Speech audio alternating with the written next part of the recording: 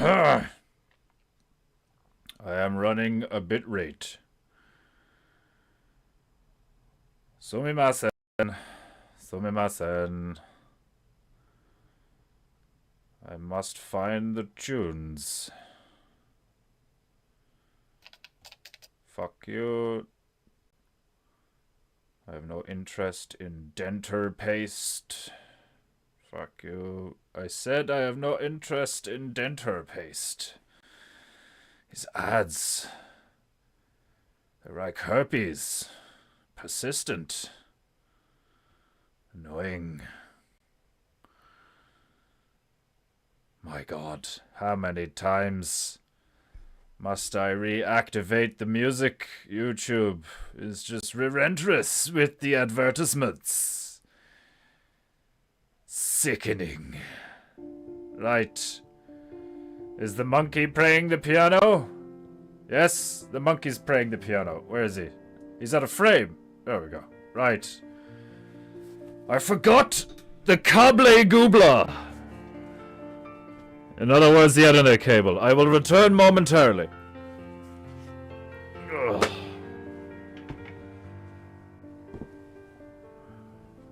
PEINTEINGU! Oh.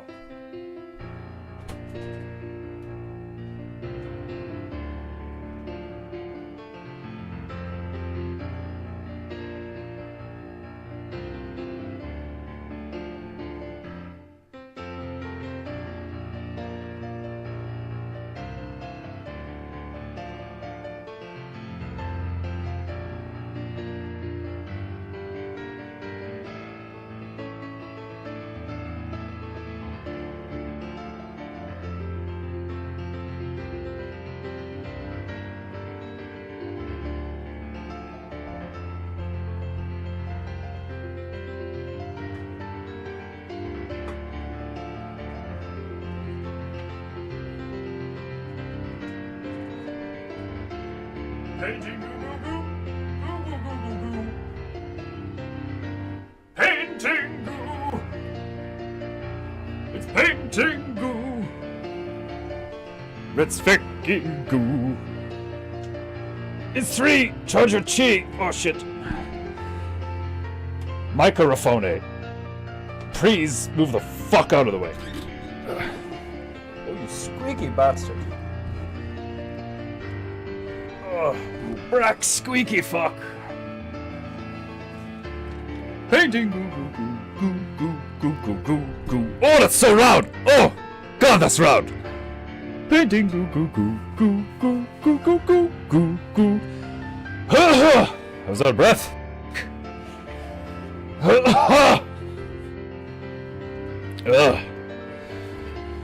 PEINTEINGU goo goo. It's painting fucking goo. Let's PEINTEINGU. PEINTEINGU. It's PEINTEINGU. Let's fucking go. Nobody knew what we go. Stretching go. PEINTEINGU. PEINTEINGU. PEINTEINGU. That's my sip sip. Oh, right. Have I got everything? I think so. Agua. PEINTEINGU. Goo. Goo. Goo. PEINTEINGU.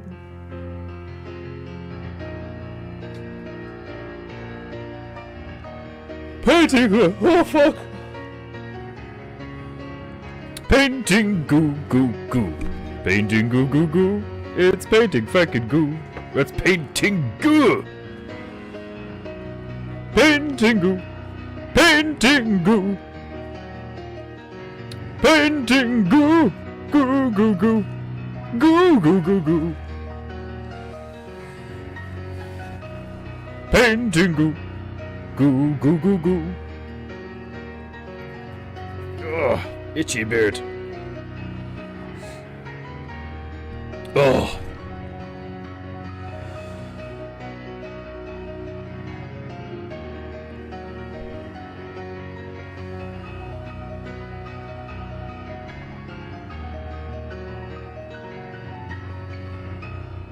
Oh, big stretching go.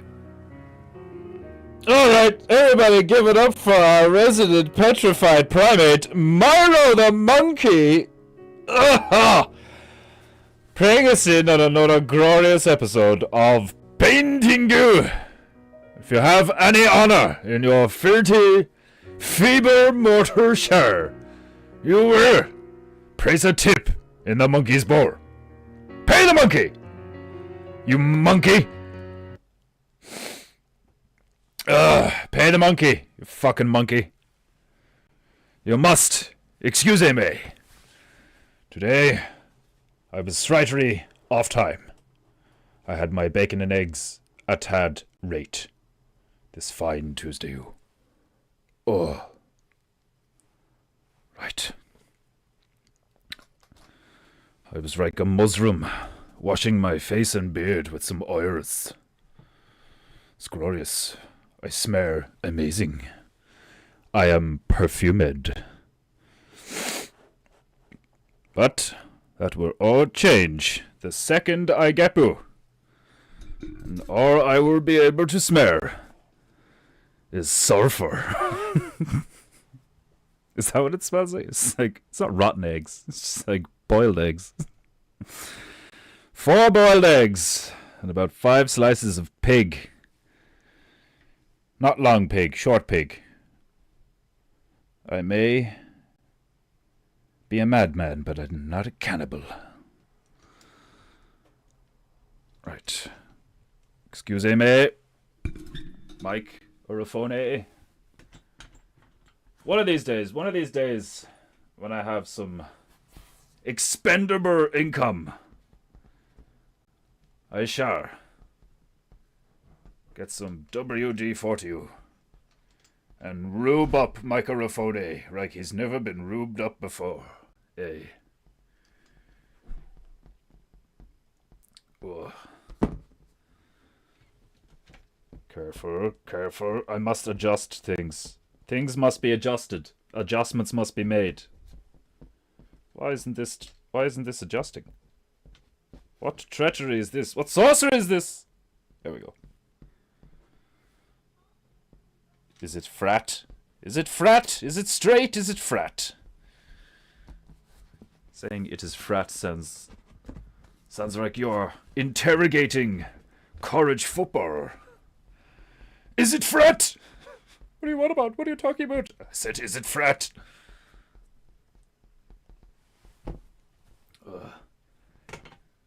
Was it sigma or was it gamma? Or was it pi or was it omega? Which frat was it? Is it frat? Was it frat? Right, that's better. If you squeak, I swear. Oh, that was quite... very close. Very close. Not quite squeaking, but still. Oh, you squeak! You squeaky fuck! Ugh. Right. I mean, not only is he brack, was he Jewish, Italian, microphone, with a name like that? He must be Jewish and Italian, and brack. Okay. Right. I shall descend into proper PEINTEINGU posture. Oh, that was smooth! Woo! Glorious. Right. Nothing gets me more excited than a smooth stool. Right. The angers of the mica. I must look deep into his eyes. His derpy eyes. Is it just me, or did I put them at, I don't know, break anger? Microphone is like... I did not mean to make him so derpy, although it does make sense considering his face is a cylinder. Right! It is a Tuesday. Who has honor this day? Let's check the chat. Emmanuel Godson. It's such a warm, rubbery day. Yay, kittens. Glorious. A glorious message. Kittens are glorious. And it is beautiful. It is currently a moment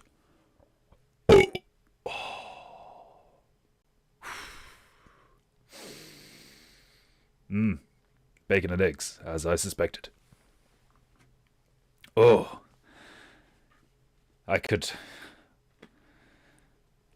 best a camera with that scent. I could be in a carpet market in Arabia. Just be like, and just like 10 cameras. Just 4, one after another, like dominoes. 'Tis a potent scent. Pork and eggs. Pig and egg fetus. egg, period. Pig and... What did you have for breakfast? Pig and period. What? Period and pig. I am going to open a restaurant. And call it Period and Pig. Serve nothing but bacon and eggs. Did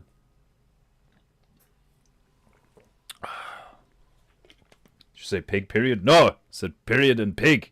Or pig and period. Not pig period. Pig period. Totally different thing. Probably disgusting. But who knows? I've never experienced pigs on the rag. Although, now that I think of it, I have seen many a female that could be described as a pig, and they were on the rag. So, one could probably describe a correction or a gathering of probably American, LGBT supporters, lesbians, as not only metaphorically and figuratively cannibals. I mean, they are carpet munchers. I'm getting way off track. Marju, welcome, Marju. Did you hit and run in a chat? Don't talk about hit and runs. There's too many Arabs in Europe right now. Can't be talking about hit and runs. Desmondu, aka Demon Hunter Beru. Mark Stout Beru. Sipping his coffee whilst brushing his teeth. An odd combination. My honor status is confirmed. Vaxxed, boosted, and asymptomatic. How dare you? How dare you be vaxxed in my chat? No matter the context. You're lucky you've been paying for PEINTEINGU. Or I would shame you greatly right now. Maybe I should shame you anyway. My shin just got incredibly itchy all of a sudden. Have I been bitten by some kind of spring insect?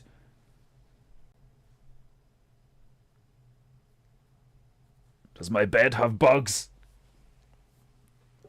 Did I let them bite? Okay. Must stay hydrated. Although I would love to smoke something right now. I will not. I shall postpone it, at least. The angst is starting to get to me. Need to keep my hands busy. Need to stick tune-ons, paint something. Today, we return to Zambia, I believe. It was Zambia, wasn't it? Yes, Zambia. In Africa. Zambia in Africa. Oh, Africa. I fucking hate you. Allegedly, pig period sounds like a res bar. Law jigs. What is GMTA? I've never seen that one. GMTA. Oh, good minds think alike. Great minds think alike. Indeed they do. Quite often Demon Hunter Beru ejaculates to the effect that I am inside his head, literally inside his head, speaking to him from beyond the ether. Fuck me, I'm exhausted. I just realized how tired I am mentally right now. I've spent the first like couple of hours of my day. It's like, right, breakfast, get the female up, fucking do other shit, fucking bit of qigong, bit of stretching, warm up the spine because you're going to be sitting for a few hours and all that shit. And then I sat down to start the stream. And my body has hit the 3 p.m. slump, which is one of the reasons I think I might have subconsciously selected 3 p.m. to do these streams Monday to Friday. At least for the Europeans. Of which I think there is only 2 of us in this chat. Like, unless Denmark Bear drops in now and again, and he's probably like, what, 3 hours ahead of us or something like? All you Americans are like, morning PEINTEINGU. Meanwhile, I'm like, I need a coffee, a fag, and a fucking bacon sandwich. And a nap. I feel like I ate hours ago, and I only ate like what? When did I eat? Like 2. Well, technically I did eat hours ago. I ate like 2 hours ago or something. It's a fucking big breakfast though. Like fucking 4. How many did I have? 4 boiled eggs and like 5 slices of fucking bacon.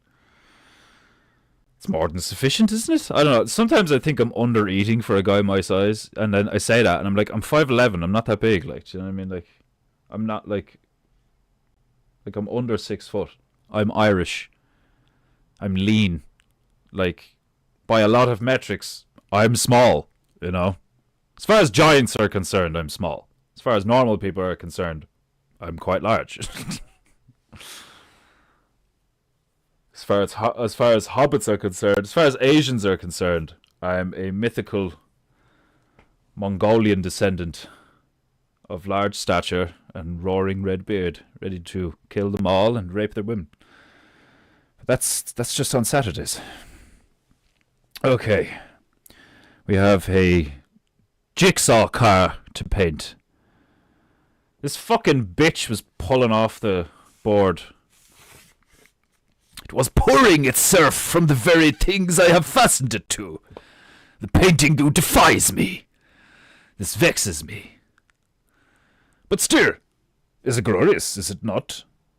There's something to this. I like it. There's something cool about the idea of some kind of Mad Max vehicle being discovered in a jungle. In Africa. In Zambia. Where's Zambia again? Is it Mbolayoko? Yes, Mbolayoko! Hilarious. Which just means your dick. But where, actually, a moment. Where have we been? This is episode like 300 and fucking, what was it, episode 304, 305? I can't remember. We've been doing PEINTEINGU a while now, and we made it at least halfway through the previous map before I hulked the fuck out and destroyed things. So that means Japanese ostrich Paris is a particularly important PEINTEINGU. The day somebody purchases Japanese ostrich Paris, if that indeed ever happens, there would be a feeling of sentiment, to say the least. But anyway, we have been to Andorra. Where the fuck is that? That was Spanish, wasn't it? Andorra. 5. Shut up, Mike. Fucking brack cunt. Always squeaking. Nobody cares what you think. You just want me to rubricate you, don't you? You fucking sick fuck. Microphone is trying to manipulate me by making more noise than he has ever before in an attempt to trick me into rubricating him. You sick bastard. Right. Where was I? Andorra, Angora, Angira, Antarctica. Antarctica was a good one. The ferret on the raft. Hilarious. Bahamas. Suck your mother. How does suck your mother mean fuck off? It clearly means suck your mother. Which is like, what's that mean? Is that a threat? Like, you're a bomba clatta. Fucking suck your mother. Is the Bahamian? Do they speak? Are they Jamaican in Bahamas? In the Bahamas? Bahama. It sounds like a fucking place in Star Wars. We must travel to Bahama to visit Yogosh in the great desert swamp. Isn't that Yoda? Yeah, no, it's his cousin. He's that other little tiny pedophile lizard that lives in the cave. Why won't you let him on the council? He is too young. He is too old. He is 9! I love it when people point out hilarious shit about Star Wars. I was thinking there the other day. It's like, has anyone ever watched Star Wars and then asked the question like the first time Han Solo and Chewbacca get introduced, and you realize that they're like, you know, a duo, you know, like they're basically like mercenaries or whatever, like, you know, outlaws. It's like, but they're like friends, like they're like bros, you know, like. Do you think Han Solo has ever brushed Chewbacca? Like, do you think Chewbacca ever had like a matted bit of fur? Because if you look at Chewbacca, I mean, Chewbacca is like really well kempt for supposedly like, you know, covered in head to toe, like werewolf crossbow like a laser crossbow wielding space wolf. And the dude is like groomed like an Asian. he looks like a geisha. Like his fucking hair, he's even got a coif. Like his fucking hair is like combed back and shit. Like that's the dude get like I just think it'd be hilarious to see like outtakes of Star Wars where Chewbacca's just like brushing himself. Or Han Solo's like trying to just be like, what's wrong with you? And it's like, Chewie, what the fuck? He just turns around and he's got this big like matted part of the back of his like help me. Just see like Chewbacca's subtitles where he's like, dude, I've been trying to get this thing out of my back for days, please. And then like somebody walks in on Han Solo brushing to Chewbacca, and then like it just starts a whole gay thing. Like that would be hilarious. It's like, dude, I know you're fucking Chewie. I'm not fucking Chewie. I brush him now and again, okay? Like he can't reach the lower backside. I'm his friend. We've been together on the. How long have you two been in space together? Like that doesn't count.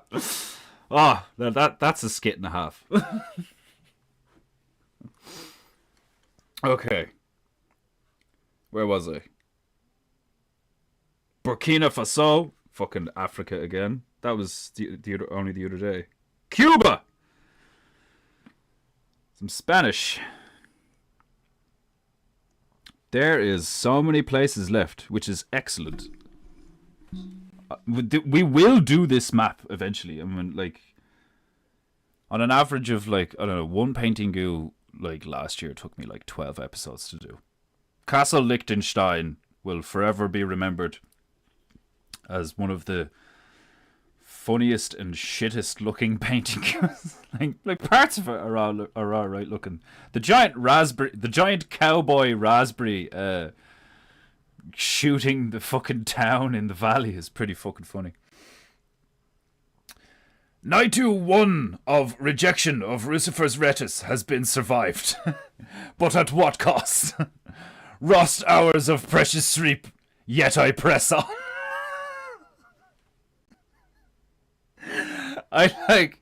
I love the way weed is called the devil's lettuce. I think that's so funny. Oh, fuck. It's so fucking funny. Man, I was laughing so hard at one of the darkest things. Well, that's actually not true. It's not that. It's not one of the darkest things I've like seen and like read about. Like well darker.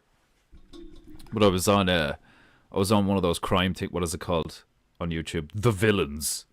Such a funny name for a fucking. Most things make me laugh these days, which I suppose is a good thing. But maybe it's just me dealing with my internal trauma. I'm watching this thing and it's like wife breaks down after discovering husband's disgusting secret, like, you know, and it basically turns out I love the cops.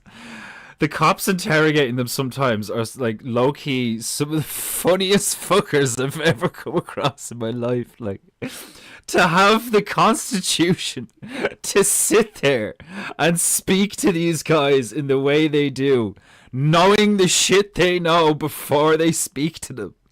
Like, he's got his phone, they've got CCTV, they've got the GPS from the phone, they've got all the photos and the videos and the text messages from the phone.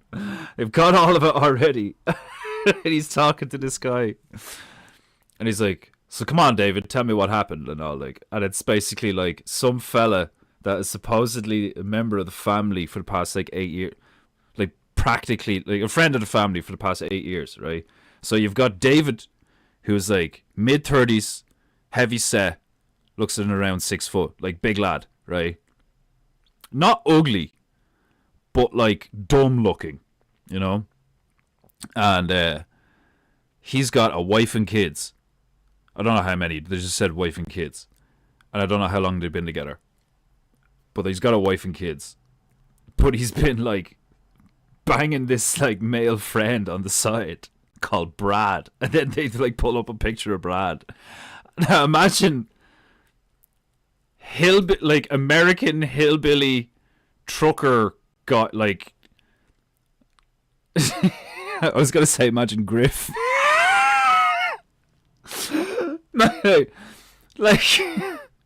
like that, the same genre, like kind of hillbilly-ish, like, you know, trucker vibes, like bit heavy, do you know what I mean? Like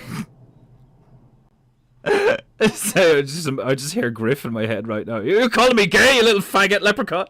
White power. I love you, Griff. There's this like, they bring up this picture of this fella, like he's like fat and like truckerish and like country American trucker vibes, like, do you know what I mean? Like he's got the cap, he's got the beard. He looks like he would work in a gas station or like, you know, fucking some kind of warehouse maybe, like, or a mechanic's shop.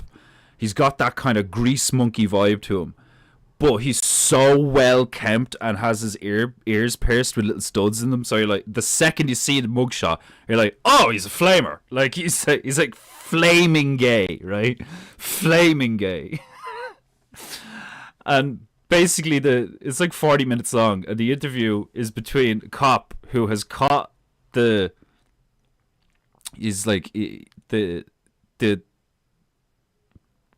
gay like the flaming gay one, like the side piece, the male side piece, has been found dead, right, by David and his wife and kids, or is it just the kids? He like brought the family to, like, he thought bringing the family to discover the body and then having a freak out would be a good alibi, right?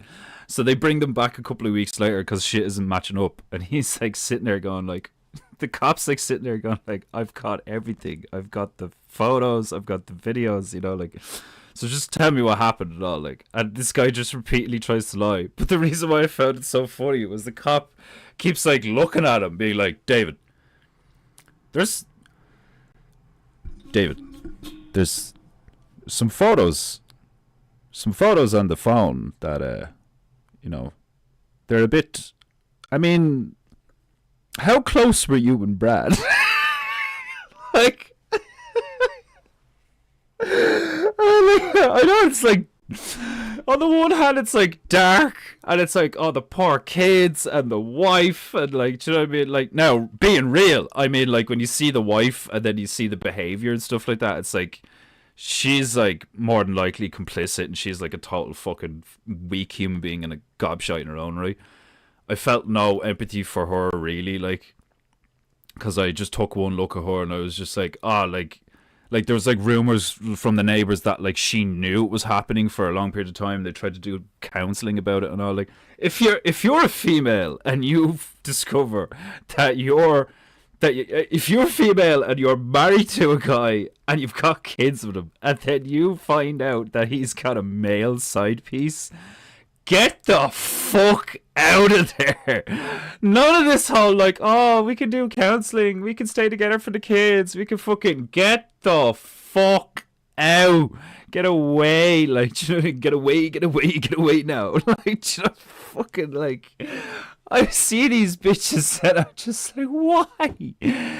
Why? Like, I get it. Do you know what I mean? They're weak, they're stupid, they don't know any better. They're like, what am I gonna... Like, she literally says that. What am I gonna do? My life is over. So on the one hand, you have all these stupid cunts being like, equality, freedom, I'm gonna go to Afghanistan on my own as a white single woman to spread love and awareness, and then subsequently get gang raped and, you know, decapitated. You have all these fucking gobshites who, like, baby men and mollycoddle them, and they're like, oh, love, and like, love is unconditional. Love is not unconditional. Let me tell you something, you know, as a fucking Japanese demigod, let me tell you something.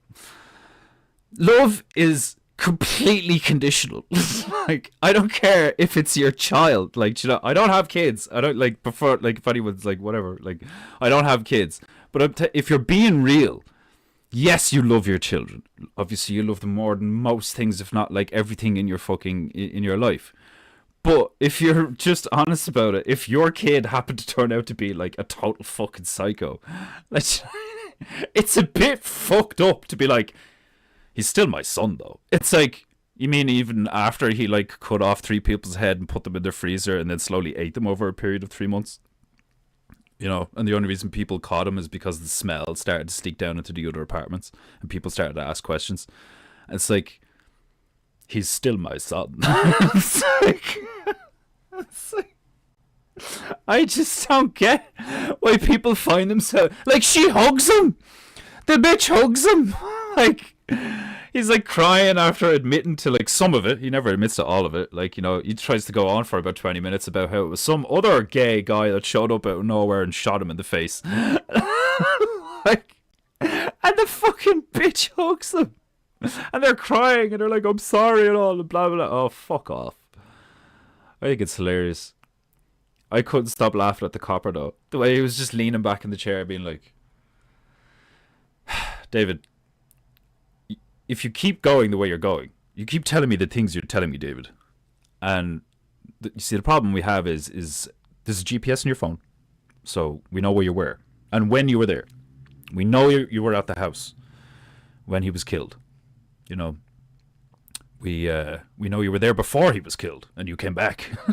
Like, and then like, so like, he starts off with the GPS shit. So he's like still not telling them the truth. He's still lying. He's like talking about somebody else coming over and all this shit. Like, and the copper kind of just leans back in the chair and folds his arms. And is like, I mean, there's photos. There's photos on the phone, David. You know, like, we've got photos. Like, and he's like, yeah, I know you have my phone. I know you have my phone. You know, I know. I'm like, I'm being honest. And he's like, David, David, can I see your arm? You have a tattoo on your arm? And he's like, yeah. And he like rolls down his sleeve. And he's got a tattoo. You know, like, I couldn't see it, but he's got a tattoo on the inside of his left forearm. You know, on the underside, like, on the sensitive side, because he's a fucking fag. Anyway, the fucking cop's like, that tattoo on your arm there. And he's like, yeah, what about it? And he's like, there's video on the phone of a man's arm with that tattoo holding a man's ass.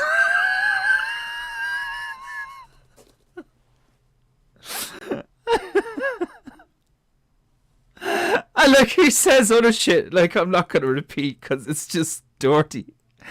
But you can like only imagine the like intensely graphic, lewd stuff that these gobshites were sending to each other. And this guy's like, I know you have my phone. Yeah, I know you have my phone. You fucking delusional monster. Like, has a wife, has kids, and like for years had a fucking fat male side piece who he ends up shooting out of shame. Oh my god, like, the cops just like, we've got the photos, we've got the way he breaks it down is just so funny to me. How he's like, he's desperately trying to give this dude no way out other than to like, dude, just we've got you like dead to rights. Please just admit that you shot him. This will like, just admit it. If you admit it, it'll be so much easier. Like, then we have to go to court and we have to prove beyond a reasonable doubt and all this fucking shit, and everybody just tell it. We know you shot the fag. We know you shot the fag. We know you're a fag and you shot the other fag. It's just so like I wasn't there. Like, we know you were there. We have the GPS. Okay, I was there, but I was like, I went there before because he asked me to after the wedding, and like, it's like, how close are you and Brad? Yeah, we've been friends for like, we're real close. We've been friends for 8 years. Like, well, there's some photos on the phone. Like, just like, if any of us were like, like, if any of us are sitting there, like, the questions are so, like, it's almost, like, it is, it's not almost, it's the comedic timing of the questions is so fucking funny. It's like, let me see that tattoo on your arm there. Okay, well, we have a photo and a video on the phone of a man with the same arm. Holding a man's ass. Now, would you know anything about that, David? Would you care to explain why that evidence is on your phone? Oh my god. I don't know what it is, like, the past, like, I think it might have been like with my experience in the last few years with the bear community and the jort wars, and like, because we met up with these people, we went camping with these people, like, do you know what I mean? Like, and I think it's so funny watching people lie, like, especially in scenarios like that when it's like, dude, I fucking literally caught your hand in the cookie jar, like, just fucking admit it, like, please, like, do you know what I mean? Like, this is ridiculous, like, like, you're not, I don't believe anything you're saying to me right now, like, and they will just fucking keep fucking lying, and it's like, you're like, fucking, you're looking at this dude just being like, how, like you've already, like, there has to be a term for that, because like, I kind of understand it, like, I can imagine where the desperate attempt to convince someone of something comes from, where it's that kind of infantilized mind, that childish mind of like, if I just refuse to believe reality, maybe something will go my way. Like, and like, it's hilariously cathartic for me watching liars get caught, especially like the really fucked up ones, because it's like, we live in a time where there are lies everywhere. You look at screens, there's lies on the screens. You look at like buildings, there's lies on the buildings. You look in the buildings, there's lies on the magazines. There's lies everywhere. There's lies on your phone all the time. You talk to people in passing and they'll say something that you know is like, that's bullshit. Loads of people know that's bullshit. Like, do you know what I mean? Like, and it's not like a conspiracy theorist or any of these things that have been like thrown around. Like, calling someone conspiracy theorist is no better, or like, it's the same as calling somebody a racist. It's just been used to death now. Rape is nearly there. We're nearly at the point where you could call a man a rapist, and like half the population of the realm will be like, so he's not a rapist. Like immediately. Like we live because there's been so many fucking dumb cunts, these like villainous bitches, and we're like, he raped me, like, and then they get caught. It wastes so much time, it costs so much effort, like all this fucking shit, and they just keep fucking lying, and then they finally get caught out, or they get caught out immediately because they're really stupid. And there's been so much of that, and it just keeps happening because of this whole fucking culture of like, you know, then you had all that like hashtag believe. Like, imagine how retarded you have to be to come up with a slogan like that and get behind it. Believe all women. That's why, like, say what you want about Conor McGregor. Like, I remember when it like came out and all, like, and you're like, oh, he's a rapist, and like before that he was like he's cheating on his missus. Before that it was like, oh, he does a load of coke, and before that, like, you know, oh, look how he lost to Khabib and blah. There was just like this downward spiral of Conor McGregor's like public image, right? And as a fan of the guy when he was coming up in the fighting, and like his banter on the screen, it was disappointing. It was like, another guy I liked as a celebrity, and then like, you know, and you're just like, that's disappointing, because it just reinforces the whole like money corrupts, success corrupts, like, you know, or that kind of success corrupts and all this shit, like. And now you're starting to see all of this stuff where like it definitely looks like that bitch was either a plant to destroy his public image even further, because somebody realized that Conor McGregor has a lot of social clout and is in with a lot of people and has a shit ton of money now. So like, he can make waves if he wants to. Do you know what I mean? If he want, like, you know, he's not bound to like a brand, because he is the brand. So that's why people can like drop him from like proper 12, like, oh, we want to walk away. Like, I'm sure that like pissed him off, but like he was probably like, yeah, whatever, fuck, he's like, I own BK, I partly own the bare knuckle thing, so like I don't need your fucking shite, whatever. I still own the pub, or like I'm assuming he still owns the Black Forge, I don't know, like. But I'm starting to like see this thing of like, they really did. We live in a time where it's like, oh, this guy could potentially be a tool for good. And they just go through every means possible to establish a public narrative that, like, he's the bad man. They did it with Owen Benjamin. I think they're doing it with Conor because, you know, he's talking about getting into politics and stuff like that and all, like. And if you're them, it makes sense. You know, if you're if you're in with the snakes, like, I don't know what to describe it anymore as, like, because it's like, I don't see it, like, what does Owen say? There is a they, but it's also us, which is very meta. Do you know what I mean? Like, Owen's like really intelligent. Like, that's what makes him able to do really funny shit and see funny shit. But sometimes when you're that intelligent, it makes it difficult to relate to, like, like, I've come across that, and I don't think I'm as intelligent as Owen. And like, I've come across where it's like, I just can't speak to you. You're just too stupid. Like, and there's a lot of it. Like, there's a lot of it out there right now. And like, Conor, I'm not saying Conor's stupid. He's not. Conor's not stupid. But because he's a bit of a scumbag, and because of where he comes from, it's the same as, like it's a very similar archetype of Owen. It's like, gets a lot of celebrity, but still has a heart. Sure, he like does some shit, you know, maybe fuck some bitches, get drunk, blah blah, you know, be a bit of a hedonist, but not like a bad person, like, you know, not malicious, not villainous, not evil, you know.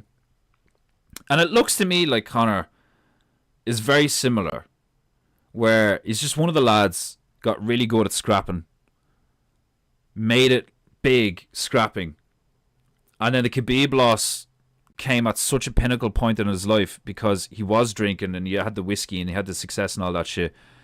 So he was probably arrogantly thinking like, you know, I fought wrestlers. I fought Frankie Edgar. I fought Eddie Alvarez. Like, do you know what I mean? Like, fucking, I pieced them up. Do you know what I mean? So, like, what's this Khabib lab gonna do to me that, like, you know, other, like, you know, that others haven't tried to and all, like, blah, blah. I got up. I socked the head off of fucking, what was it? It wasn't Frankie Edgar, was it? No, it was... Did I just say his name? Eddie Alvarez, and what was the other fucker? I can't remember. But like, I can imagine that it was like, you know, I've got this, and then he lost, and like you see the video footage of Conor after it, and he's devastated emotionally. He's devastated. He's apologizing to Dana and all. He's devastated because he thought he could take him, but he didn't like take it seriously enough, you know, because he was like on a mad one at the time, like. But then, like, you know, the whole, like, cheating on his missus thing and blah, blah. And, like, he obviously did have sex with that Nikita bitch. But it wasn't what she's trying to make it out to be, like, do you know what I mean? So, like, that gives me the whole vibe of, like, honeypot. Which, when you see her, you're like, oh, lad, like, Jesus, you're fucking Conor Like, how funny is that? Where quite often it's like, I never seen a picture of the bitch that Arnold Schwarzenegger, like, didn't he shag his maid or something? Like... If you're gonna cheat at that level, like, she'd want to be smoking, like, and that Nikita Han bitch, like, looks like she looks like a bulldog chewing on a wasp, like, oh man, it's just interesting to see how like all these lies. I think that's why I'm on this like. This thought thread right now is there's the lying is starting to like more and more average people are starting to become aware of just how like the scale the biblical scale to which you have been lied to for years, like every day of your life practically, whether you're being lied to by the telly or some guy trying to sell you something or a woman trying to get you or a man trying to get you or any, like, you're on a level, if you want to just be like brutally honest with it, like lying and deception and trickery and manipulation without consent and without knowledge, manipulation through ignorance and all this shit is so commonplace now that like it makes perfect sense why so many people are like, you know, suffering from, in quotes, mental health issues. Like I like to boil things down to their basics, get rid of all the fluff, get rid of all the fucking, like, trim all the fat off, you know. And like essentially what it is so many of us are physically and mentally fatigued. And as a result, our will, our like spiritual energy has just been slowly ground down. Because like you could be pretty fucked up mentally and physically, but still have just like an indomitable will, you know. But that has its limits too. And like there's people out there who are experts in breaking people's will, and like that's what, you know, a big part of all these like psyops and stuff like that have been performed, which is just open knowledge now that like that's how, no matter what government you look at or whatever like that, like, you know, the best governments, the most sophisticated governments and militaries are the ones that used it the most and are the best at it, where they like delve into the inner workings of the mind, like all this DARPA shit and all that stuff. Like, do you know what I mean? It's like, I think it's one of the reasons why I'm so interested in like knowing where everything is, like at least because Christopher Gardner, shout out to Chris Gardner, fucking, he says frequency is location, which makes a lot of sense, like, in my head. I don't really know how to articulate why it makes so much sense. Maybe it's because, like, I basically just see it as latitude and longitude is what he's describing. It's like the same way you tune into a frequency on a radio and you just see the numbers moving or the dial moving left to right on the old ones. It's like, what channel am I going to? 1, 2, 3, 4, 5, 6, and then cycling through the, like, you know, the intervals as well, the in between channels and all this shit. Like, is the same as like being on the grid in a physical realm, and it's like, you know, you have like A9 or like fucking E12 or whatever, like on a chessboard, like, and that's your frequency, and that's your location, and that makes like it like. When I thought about it, it's like that like makes so much sense because your frequency is like your attitude. Your attitude dictates a lot of like your behavior. Your behavior is going to dictate a lot of the consequences in your everyday life, and that means that like, so that's like your core programming, you know, and that's like inevitably going to dictate to a large degree, at least, because there are going to be outside influences. That's going to dictate to a large degree where and when you are in your life. And I know a lot, like, there's people out there that wouldn't understand where I'm coming from at all right now. They'd be like, what are you talking about? Like, you're talking such shite. Like, you went from this subject to this subject to, you're talking about this. Like, but I do see everything as a whole. Like, and I don't mean a whole as in, like, you dirty bastard. Everything's a whole to me. Typical fucking man. No, I see everything like holistically. I see everything as as one piece, in a sense. Because I see human beings as the same thing. I've said this before, where it's like, you are not you. You is a culmination of many things. There's like loads of stuff happening at the same time in order for you to be alive, you know? So you are not just like you as in this singular autonomous thing that's like, I'm Becky, I'm an airheaded bitch. Like, do you know what I mean? It's like, no. It's like, I am Alex. What is Alex? Alex is the name given to this biomechanical creature that like may or may not have been created originally by some higher intelligence. And like, what does that constitute of? It's like there's so many parts. All my organs have to work in sync like all the time. Like, you know, like it's like, and then you look at the microscopic level and shit, like, you know, which, don't get me wrong, some of that, I think a lot of the microscopic stuff could be like parallel with space, where it's like, it's way out there, you can't really see what's going on. It's the same thing. It's like, is it a teeny tiny, you can barely see it? It's like, yeah, if I see it for myself, sure. But like, I've so little faith in these fucking. It's funny. My general faith over the last ballpark like 7-8 years has quite drastically increased. Still not what I would call great. I would definitely never describe myself as a man of faith. I have faith, you know. A bit. I have a bit of faith. But when it comes to my faith in like just your average person, fuck me, it's really low right now. Really fucking low. It's not that I don't have faith, but it's just like I just refuse. Like, I don't refuse. I see a weakness to an excess amount of optimism. I think an excess amount, like, overly optimistic people annoy the fuck out of me. Like,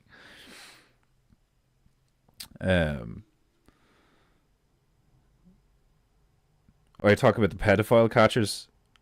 I seen a video there, like, yesterday, where it was talking about the pedophile catching videos and how some of them are getting out of hand, and like how a lot of them are just poor retarded dudes who thought they were going to meet up with a girl that they liked, and they're just getting their head kicked in by a load of assholes. Like, I can well imagine that happening. Like, it's like, come on, we just fuck this guy up. It's like, why? We could just say he's a pedo. Like, do you know, it's like, because there's two sides to every coin. You know, it's kind of crazy how there are some universal rules that like have very little leeway, like. Because it's the same with all these people who's like, oh, Trump got elected, we're saved. That's not, no, idiot. Oh, Conor McGregor's speaking truth. Yeah, that's cool and all. Don't get me wrong. Like, there's a part of me that does like I'm enjoying it. Do you know what I mean? I agree with Owen with that, where it's like, no, enjoy the wins when you get them. Like, be like, yeah, that's great. Like, you know, like, but like, I'm always very cautious of becoming, idealistic or optimistic, because I believe those things are weak in a sense. Do you know what I mean? It's not that you can't, like, you know, because why can't you just be nice? Like, you know, the female says that to me a lot. Like, do you know what I mean? It's like, why can't you just be nice? Like, and maybe I'll come across as a dick a lot. Like, but I just have a really dark sense of humor. I'm quite at home in gallows humor, because like I've said this before. I genuinely do believe that like whenever I do die, I'm going somewhere. And I think it's like kind of the same place that our dreams take place in, or some shit. Like, do you know what I mean? It's like, just feels like that. But like, that can make me very like just aloof and apathetic and stuff and all. Like, but like, it's not, yeah, like, I don't think it's a defense mechanism. It's like, because I know some people will kind of argue that, where it's like, oh, you're just afraid of being hurt. It's like, no, I'm not afraid of being hurt. I'm sick of being hurt. I'm fed up. I'm kind of tired, fatigued. And I'm not the only one. You know, like, most of us are just like, ugh. Like, do you know what I mean? It's not that you're not enjoying it. Like, you know, it's like, yeah, you know, laugh, fun, cool, awesome, yay. You know, it's just like, there's no, like, the overall picture is bleak. At least for like our lives. Like, do you know what I mean? Like, because I look at like a big picture where I'm like, people aren't going to change until they have to change, because like that happened to me in my own life on an individual level. Just being honest, like, you know, I wasn't taking care of my teeth. My teeth started to fall out my head. I got like intense mandible nerve pain. Like, do you know what I mean? That doesn't happen to me anymore, because I don't indulge in sugar as much as I used to, because like that, like, it made me change. Pain makes you change. And I think Owen has said this before. It's like, it's going to get wild out there. There's going to be so much pain. There's going to be so much pain and sadness. I like, feel like Yoda. Like, it's going to sound mad, right? But like, when I was having my bacon and eggs earlier on, and I was thinking about stuff, and I just started crying. Because I thought, like, I just started thinking about, like, what's going on right now. And, like, I don't usually, like, sometimes I do. And I'm like, oh, this happened today, or this happened yesterday. But I started to just, like, I was just sitting there eating me bacon and eggs. And I was, like, thinking about everything that has happened, including me, you know. And I thought about this, like, maternal energy saying something along the lines of being like, almost like it's a hard to articulate feeling. Like, you know, it was almost like acknowledgement of pain, because you don't see that. You don't see a lot of it. Like, you know, there's so many people who are so frustrated and pissed off because it's like nobody is talking about how fucked up everything is. And if they start saying a lot of true stuff, they get yeeted off the internet. You know? Or they get, if they're not completely yeeted off the internet, they get like relegated to the far corners of the internet where people have to scour to find them and all, like. Which is just wild. It's fucking wild that, like, there are forces out there that can do stuff to your mind that is like so much more fucked up and crazy in a way than being like eaten alive by a tiger. Do you know what I mean? Like being eaten alive by a tiger, like, would suck, but like you'd almost like pick that over. It's like, well, at least it'll be over in a few minutes instead of like 15 years of like psyops and like traumatized people and family members being fucked up and like friends betraying you and like and all this. It's like, shut up. How dare you be outside my house talking while I'm streaming? It's just crazy. It's crazy. Like, I think, like, you know, like, there's a lot of stuff in my mind. Obviously, that's why I'm getting off. It's one of these ranting goos right now. I will paint. There will be tunes. But like, you got Connor in America, you know, making waves. Because the political establishment in Ireland has like responded, being like, he doesn't speak for Ireland and all, like, which is just hilarious, you know. It's like, oh, so you do you? Like, you know, fucking scumbags. Like, I mean, like, I can't. Well, like, it's not that I can't lie. I just don't. I refuse to. I don't think it's a good thing to like curate and,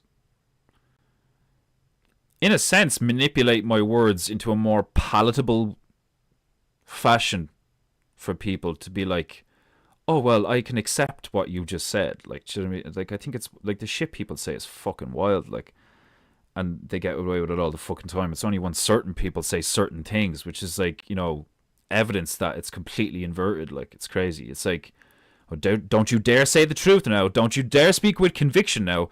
Or don't you dare get angry at something that is like totally fucking moral to be angry at. Like, do you know what I mean? Like, it's like, it's one of the reasons why stoicism kind of pisses me off as well, because it's like, oh, just don't have any emotion, you know, like complete and utter discipline to the nth degree over your entire emotional state, to the point where your child could be raped and murdered in front of you, your very eyes, and you wouldn't shed a tear because you're in control, because you're a man. Like, it's just so you want me to be not human? Do you know what I mean? Because, like, that's what, like, a robot would be like. Do you know what I mean? Like, it's like, no. I mean, like, sure, have emotional discipline. Sure, have, like, physical and mental discipline. Have discipline, you know, to some degree. Have some degree of discipline. Have some degree of morality. Have some degree of fucking integrity. That's, like, I think all we can really ask for right now, considering how fucked everything is. Like, I think that's hilarious. Like, I think it would actually be a bit of an ask to like genuinely, like, I'm not taking the piss. I think if you had a podium and you had the entire like population of the realm in front of you right now in this moment, and you were able to say like something like fairly what we would consider like fundamental and benign, along the lines of like, look, can we just please like have a moderate amount of common sense and moral civil behavior? Like, there'd be like military experts and like elites looking at you being like, you ignorant, naive child. Like, have you any idea how many bodies we're going to need to clean up? Like, there is a really dark truth to the fact that there are so many weak, fucked up, stupid, retarded, evil people out there that, like, you need to do some wild shit to be able to deal with those problems, because it's like pest control but with humans. So it's like really morally ambiguous and like ethically grey, you know, in loads of ways. Like, but then you also get the other fuckers that like I said, there's two sides to every coin. There are some totally moral, good, logical, rational excuses to kill a load of people. Like, but then there's also the people that invent a narrative to bring that about. Like, do you know what I mean? Like in fucking Princess Bride, like the whole fucking like, starting wars is a time-honored tradition. Like, you know, like hearing somebody say that and knowing that that he's not taking the piss, like, I would be like, what? Like, you're fucking, Did you just say starting wars is a time-honored trend? Who the fuck are you and where did you come from? Like, you know what I mean? Like, that's the culture I was raised in, which, you know, for want of a more accurate term, like, it's like Irish culture. And Irish culture is like, don't fuck with me and I won't fuck with you. And, like, you know, if you fucking need a bit of sugar, sure, drop in. And if I have some, I'll give you some. Like, you know what I mean? It's like we're known as that. We're known as like, oh, the Irish are so welcoming. They're so friendly. We're also known as the ones that couldn't be conquered by Rome or the British Empire. Like, do you know what I mean? It's like the only people who could conquer us is us. The only people who could conquer the Irish are the Irish. And we did it. Like, in the last, 100 years, ballpark, we were like, fuck it. Fuck it. You know, like, we just, gave up. we just turned. We were just like, do you know what? Silk sheets, load of money, fucking, do you know, what's this, middle class living I hear about with the internet and all this? Went from, burning bogs to, fuel fires and, cutting peat moss and all this shit. And, we're... Almost all of Ireland was, farmers. Do you know what I mean? That's why we're such badasses. That's where it comes from. It's, every dude had, a patch of grass. If you didn't have, land, you had a garden. When I was growing up, everyone had a garden. Even people in council houses that were, a whole row of houses with no gaps between them. Do you know what I mean? Not detached or semi-detached or middle class living suburban. No. Inner city, just outside the city, just outside the capital. Lines and lines and lines and lines of houses attached to each other at the hilt, elbow to elbow, shoulder to shoulder. Even they had a front garden and a back garden. And some of them had really big back gardens. So even the poorest, the lowest economic people, and when I was growing, in my teenage years, the people I started hanging around with at one stage is from a lower economic standard. You know, they were from Ballyfermot. It was known as loads of scumbags in Ballier, you know, poor people and council houses and all this shit. And they still had widescreen TVs, Xboxes, you know, internet. That's what did us in. That's what did us in. Is everybody's people really don't understand that Irish people are niggers. Do you know what I mean? We really are in a sense niggers. We got a hold of a load of money, a load of technology, and we were oh, this is deadly, and it made us soft, weak, and malleable. And that was it, And it's tragic. It's fucking tragic because so many of us are I see so many people now who red hair, blue eyes, pale skin, and they're on the internet being lads, what are we gonna do? Shit's getting bad out there. I see I look out my front door and all I see is blacks and I don't even know what country they're from. It used to be when you saw a black lad, you'd be oh, you're from Africa, are you? You know, it's now you see a black, what you would call, in quotes, black or a dark complexion, and you're where's this fucker from? It's fucking wild.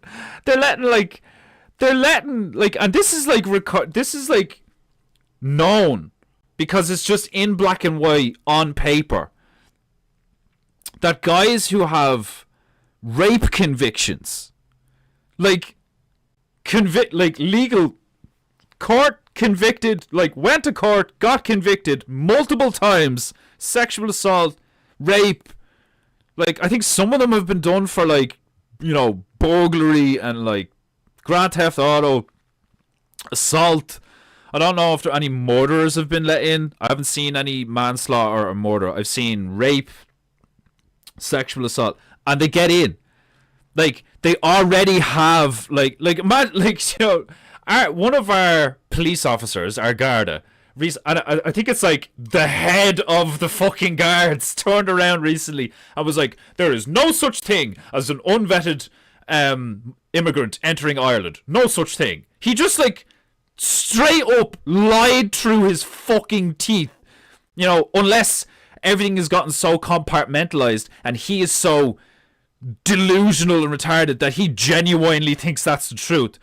But like, you have the like, could you imagine the like master in chief, the president of the United States, turning around and being like, no, yeah, not a single immigrant that like has crossed the borders is like it's all legal. None of them are unvetted. None of them are like, do you know, like just flat out denying it.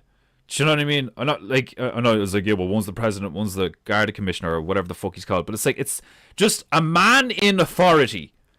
Do you know what I mean? Like a man in authority, and he's just barefaced lying about obvious facts. Like, do you know what I mean? And these are the times we live in where it's like, so that dude is like the head of the police force? Yeah. And he just lied on national television. Yeah. And everybody's okay with this. No.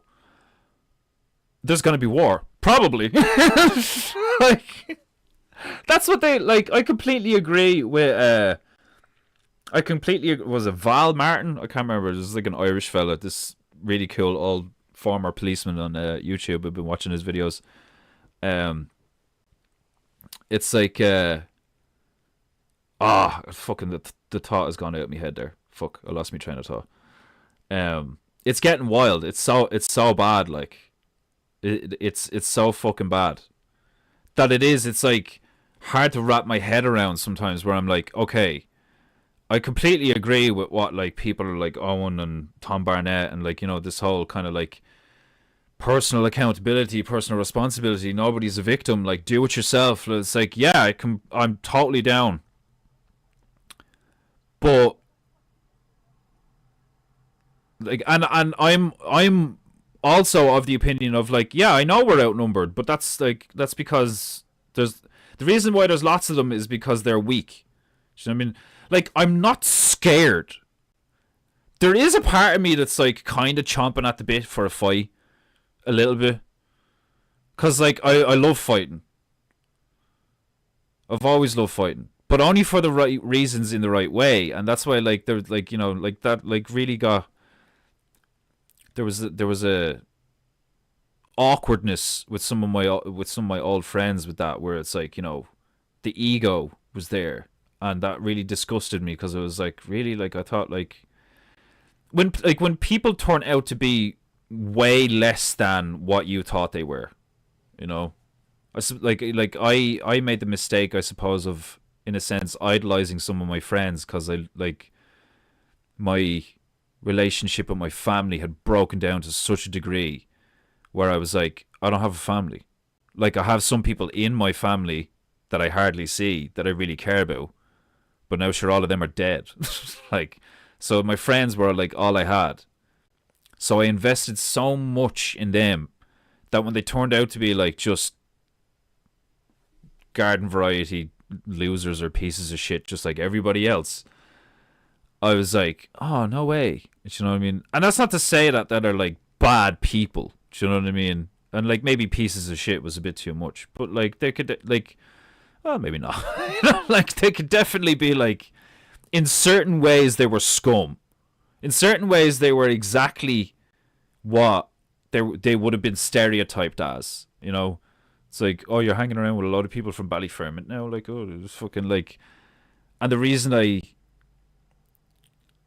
combated that, and I was like, what are you talking about? These people are awesome. They're funny, you know, they're fun to be around. They're fucking, but then years go by and you're like, oh, I get it. Like, you know, it's that nigger behavior. Do you know what I mean? It's that, like, it's such a good word. Like, nigger is such a good word. It's like low vibration, impulsive, undisciplined, uncivilized. Do you mean like it? Like you're an animal. You're animalistic. Do you know what I mean? And that doesn't necessarily mean evil. And that's why, like, it's so endearing sometimes, because it's like, oh, look at this nigga. He's just niggas. You know, like, and I know they're not necessarily the same thing anymore because the whole culture thing. You got niggas and niggers, but like, because I still call my friends niggas, like, which is hilarious because they, what's up, nigga? And they're like, my pasty white redheaded, like, I think redheads get away with it. Like redhead, I've seen it over the years.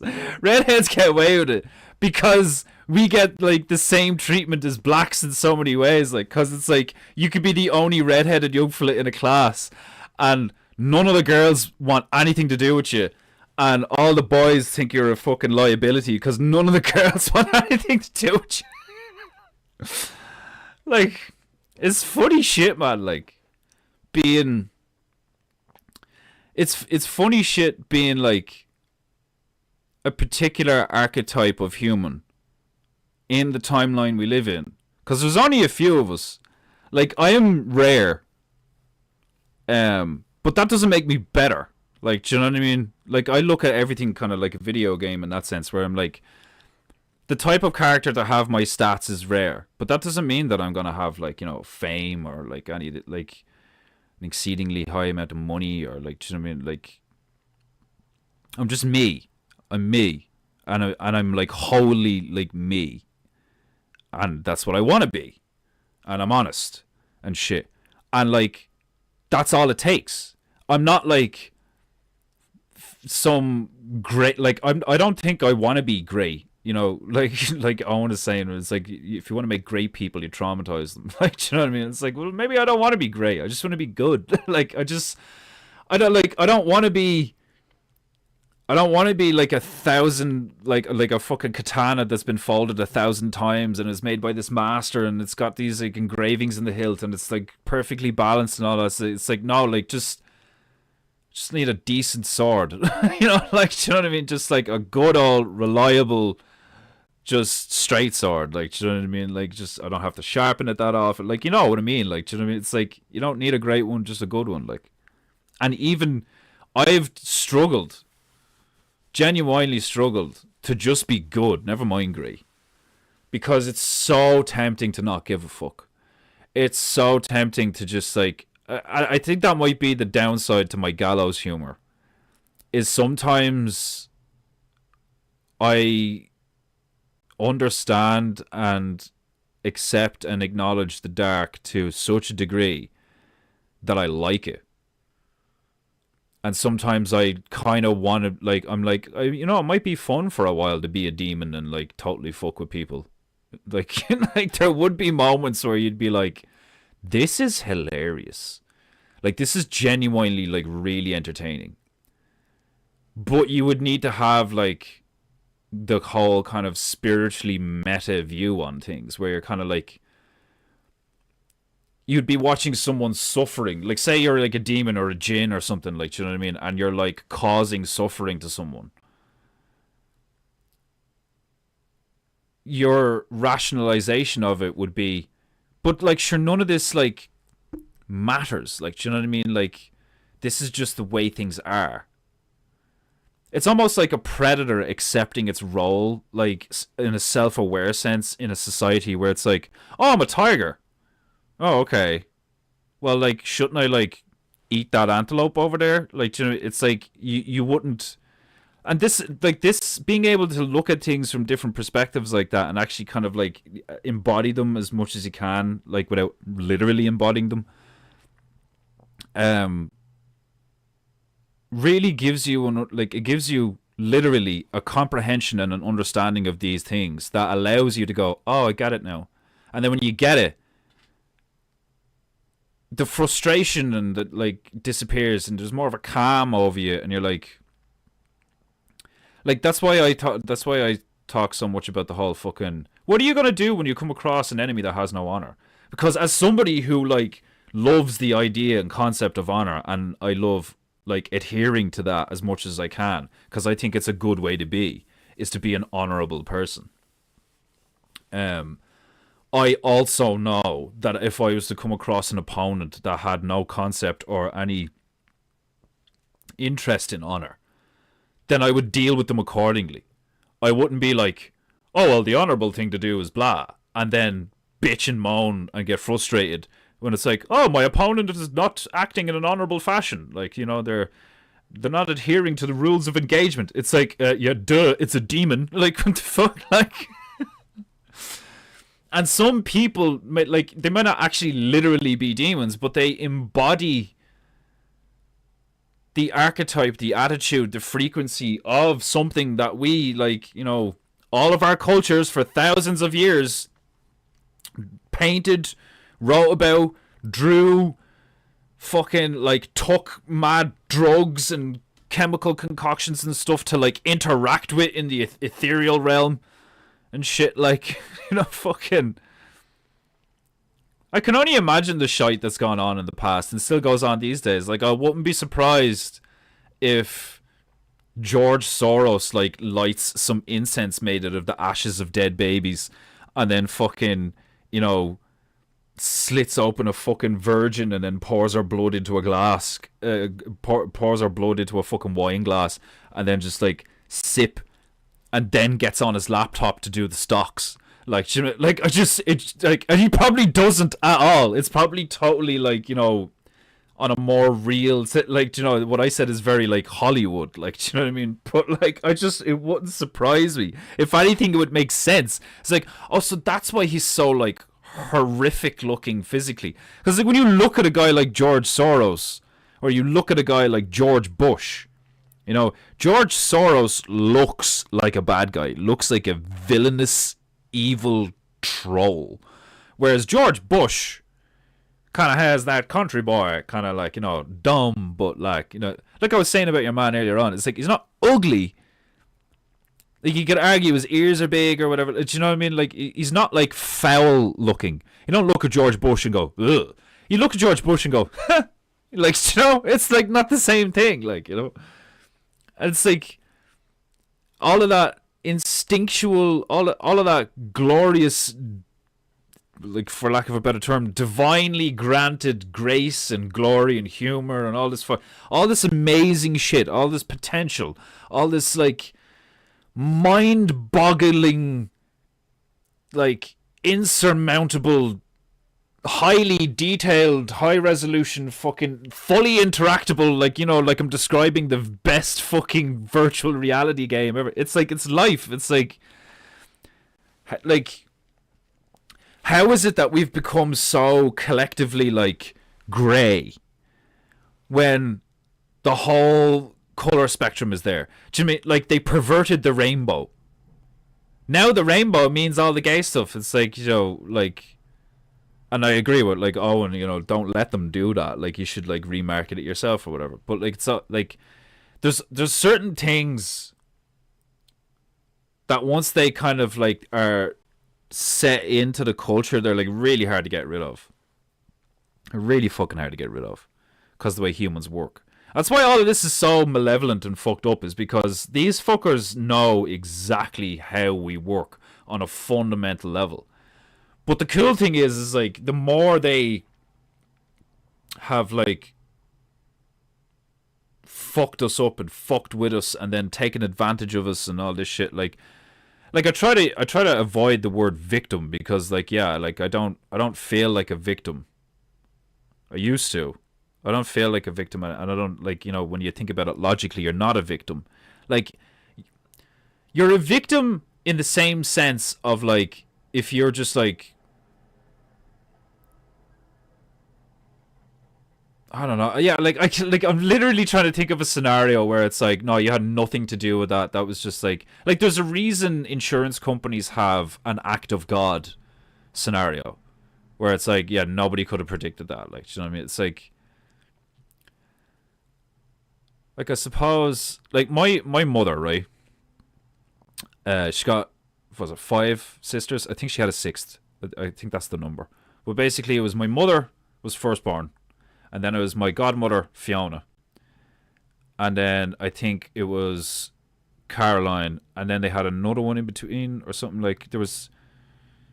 Anyway, when one of them was really young, they had I think she was 8. Her name was Emma. She ran outside the house. She got knocked down by a car. and she ended up like essentially a vegetable, and they had her in the house for a while, and then they eventually like had to. I can't remember if they like unplugged her or if she died eventually. But it was incredibly tragic. And then their father died, you know. Well, they were all still in school as well. And it's like a lot of fucking trauma there and all. Like, it's like, could anyone really like have done anything? Like, she's 8. Do you know what I mean? Like, for the same reason that you could be like, a child cannot consent to this kind of madness, like with all the fucking pedophile stuff, like, and blah blah. Like, is an 8-year-old really responsible for, like, you know, running out and being a kid and then getting like, you know, so we hold the person responsible. It's like, you motherfucker, like, you should have been driving slower, you know, so on and so forth. So does that mean that the only victims are children? Do you know what I mean? So does that mean that, like, doesn't matter what happened to you when you were younger, you're grown up now, you better deal with that, you know? Like, yeah, in a sense that's true, but to completely disregard, like if we all have a child deep within us still, which I believe, I think you're still the kid, you're just, you know, older now, but it's still you, it's still the same person, still the same root seed, you know. It's just a lot, like, time has passed and a lot of shit has happened, like, but like, if you're not going to blame kids, because like the thing I'm struggling with is, like, it's very obvious that a lot of this has been done to the population, you know, and I know that the whole thing that, like, Owen says about, like, well, when you look at it out biblically or logically and all, it's like no one's a victim, everybody has free will, it's all choice and all. It's like, but what about the people who were deceived? You know? Like, are they just, so what, stupid people just are fucked? Like, do you know what I mean? It's like, I do agree where it's like, well, I'm sure if you thought about it, like, there was a point where you could have made a better choice or something like that. But it's like, yeah, but that's a fucking incredibly harsh metric to critique a lot of people by, who we all know are, like, incredibly damaged, ignorant, and unaware. Like, do you know what I mean? It's like, I'm all up for being like, you know, no, you need to be better. It's like, yeah, I agree. I could be stronger, you know, more educated, better, like, you know, my diet could be better, you know, like, you could, like, hold yourself to a higher standard, definitely. But what about all the people that don't? And what about all the shit that they do to us? Because they do shit to us. Because they hate us. So, like, you can't have both, I think. Like, do you know what I mean? It's like, that's why I like when I hear Vox's take on such things, where it's like, the conflict is what it is. Like, do you know what I mean? It's like, pick a side and start fighting. I kind of get that more, because it's more of an adherence to nature, where it's like, are you going to be in the yin or the yang? It's up to you. That's your free will, is to be a warrior of light or a warrior of dark. You know, be a goodie, be a baddie. You want to be a hero or you want to be the villain? It is a choice. But, like, it's a choice that you have to make, like, all the time. And I suppose I'm understanding that now, where it's like, it's not about the grand things, really. It's about the small shit. It's like, are you going to have another chocolate bar? I think, like, I've said something similar to this before, where it's like, it's the little ones. Did you work out today? Did you drink enough water today? You know? Were you grateful for something today? Did you laugh today? Did you make somebody smile today? Did you make somebody laugh today? Did you do something for the right reasons today? Well, what does that mean? You know, like, did you do something today just because it felt good to do it? Okay, no, that's... You could, like, you describe fucking wanking as that. That's a bad way to word it.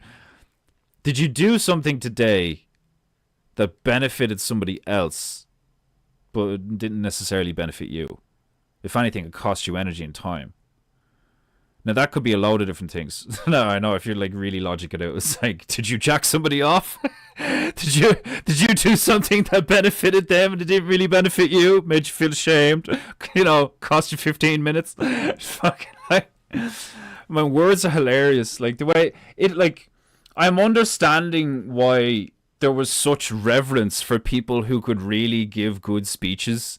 Because the way you word something is so important, especially because people like me exist, where I could just pick apart shit that people say. Where it's like, did you do something today that, that benefited somebody else and it didn't benefit you? Yeah, you have someone a blowjob for a tenner. What the fuck, you're trying to give me life advice now? Like, you're going to sell me our book next, are you? Like, it's really important to word things correctly, like, do you know what I mean? Because then jokers like me could just be like, well, did you mean this? Ha ha ha. Giggity. Like, oh fuck, how long have I been talking now? Yeah, I figured as much. It's been nearly 2 hours. Like, oh Christ. Right, I'm gonna read the comments, and then once I've caught up, I'm gonna slap the tunes on, get painting. Fucking hell.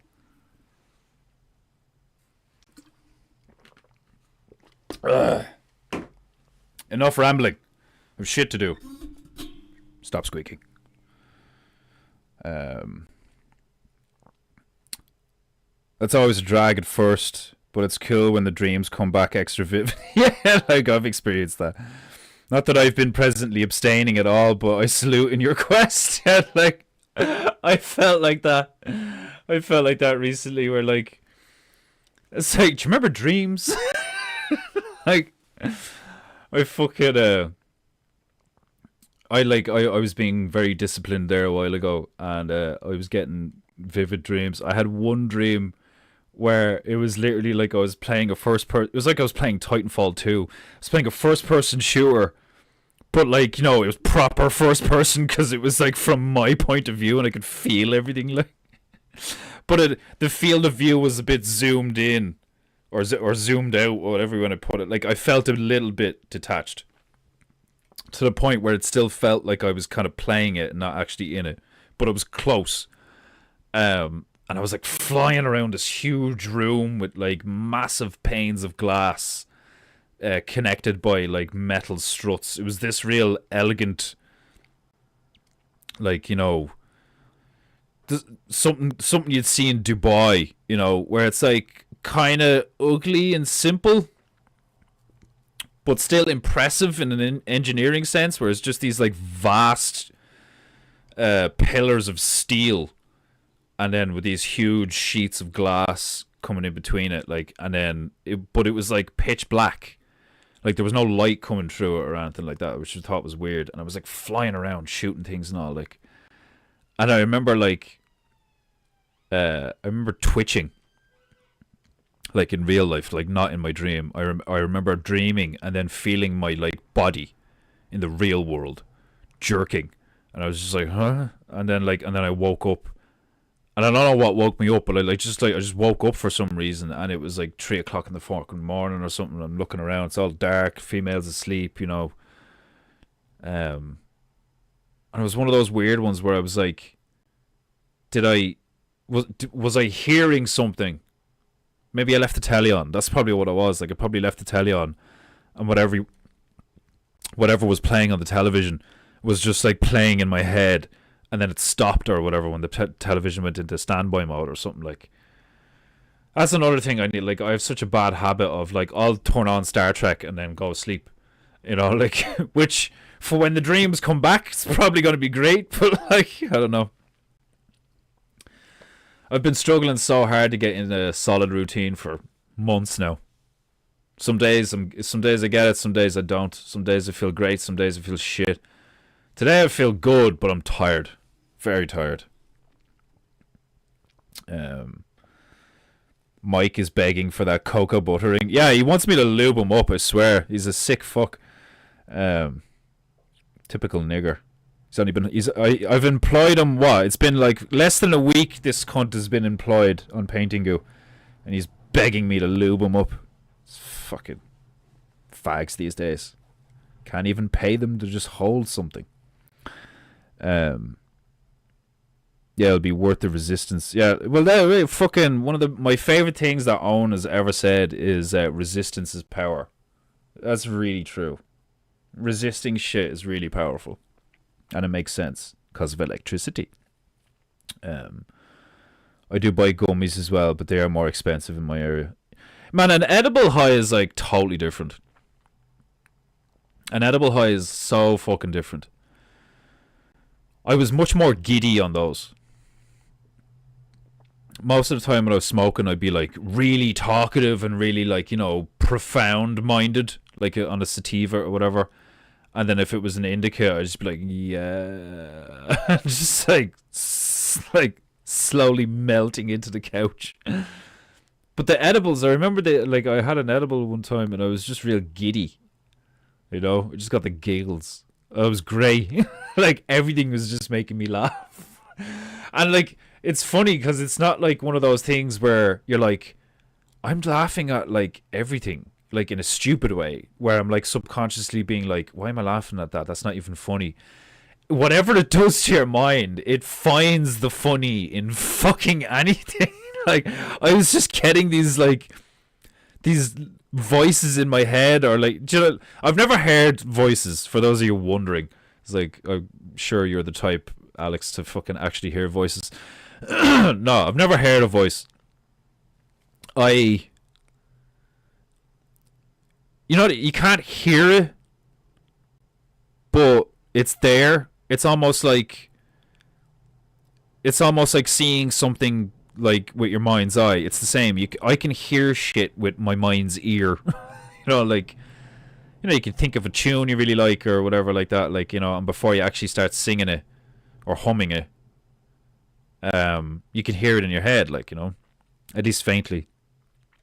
I'm much more powerful with my visualization than I am with my audibles. But I can do it with both. But that's what I hear. Like, it's my voice. Typically. Sometimes it's like slightly off. Because it's like, I think it's like a manifestation of like different versions of me. I know, like, there's other people that have the school of thought. It's like, no, those are the demons. You're infested with demons. It's like, I kind of understand where they're coming from, like in a metaphorical, figurative sense. Now, if you were going to come from the parasite vibe, how I'm being influenced, then I'd actually like agree with that, in the sense that like I probably do have a lot of chemicals, hormones, and bad habits and all this shit in my body, and I wouldn't be surprised if I still had a few parasites, even though a few years ago I took one of those like dewormer things. But then again, I didn't really notice much of a change, so may or may not be riddled with parasites. I have no idea. But actually, like there's two sides to every coin, like I was saying. So like, I'm sure there's like parasites that we have in our bodies that are like good for us. Like a parasite that feeds on something that, like, if it didn't feed on it, it would build up in our system and kill us. Some kind of thing like that. Like, I always look at that, like, shit like that, where like, you have like, apparently you have like tiny mites in your eyebrows and your eyelashes, like on your hairs and stuff like that and all. I see that as no different than like that's more than likely probably completely true, whether you believe the science or not. Because like, when you look at like hippos and elephants and crocodiles and tigers and shit, tigers more like typically, or lions typically covered in flies, which is not pleasant. But like, when you see the little birdies like on a hippo or on a rhino, and they're like pecking all the ticks out of its hide and stuff, you see the same with sharks. There'd be like smaller sharks or smaller fish clamped onto a shark or swimming in a shark's wake and with a shark, because they're either going to feed off of the thing that the shark kills, or they essentially feed off of stuff that like gets attached to the shark or the shark gives off or whatever. Like, it's mad. It's mad how like the real world actually works, because like so many of us, myself included, like grew up with the TV, like I'm a 90s kid. I grew up over the last 30 years, and over the last 30 years, some drastic shit has changed. Like, do you know what I mean? Like, you know, fucking. Just in my 30 years here, we've gone from really basic mobile phones to like stupidly high tech, like tablet things, like, you know. And that, like, that's just in my lifetime. And like, you know, that's not even my entire lifetime. That's just the first third of my lifetime. Like, when I was a kid, there was faint rumors of genetic modification and like growing clones and stuff like that. And like, oh, we cloned a sheep. And like, nobody really talks about that stuff anymore. And I have this weird feeling that like there's some really dark shit going on behind closed doors these days. Like, I wouldn't be surprised if some people were cloned and replaced. Wouldn't be surprised at all. Totally seems like something they would do. You know? It's like, you're speaking a lot of truth there. Be a real shame if you were to just disappear and be replaced by one of our nigger 9000s. Better watch what the fuck you're saying, yay. Like, I mean, I don't care what anyone says. That doesn't look like yay now. Do you know what I mean? Like, I remember seeing those pictures. It was like, it's not yay, it's not yay. And I looked at the photos and I was like, yeah, fuck me. It doesn't look like yay at all. Like, and then you see the same shit with like body doubles and all that stuff. And you're just like, man, I mean, like, it makes sense. Do you know what I mean? And like, I genuinely think the main reason why most people don't just admit it when you're like talking to them, or especially when you're talking online, like, or whatever. I think there's so many weak people now. And I mean weak in like just like in so many ways. You're like, whatever about physically weak. Because you can be like really physically strong and like be like really have a really weak constitution, really weak, or like no integrity, really weak person. Like, I remember the female turned around to me one time. She like, I was like, what do you find really attractive about me? Like, why are you with me? Like, why me? Like, just randomly one time I was like, yeah, like, what's, like, why me? And she was like, you've a really strong will. And I was just like, no, I don't. And like, I got where she was coming from, but then I'm always like, I critique the fuck out of myself, and I'm like I could have a day where I could do all the right shit, and there'd still be a voice in my head. It's like, yeah, but you didn't do this though. Like, so you're a failure.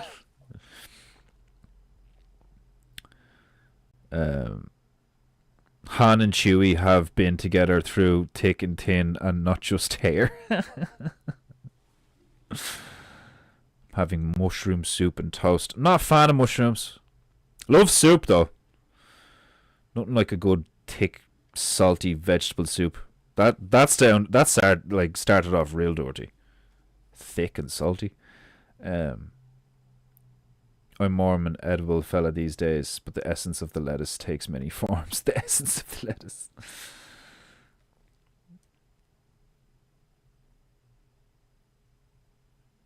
I was going to get coffee, but after listening to this, I need a drink. Oh shit, Margie, sorry. I hope I'm not making you drink, Margie.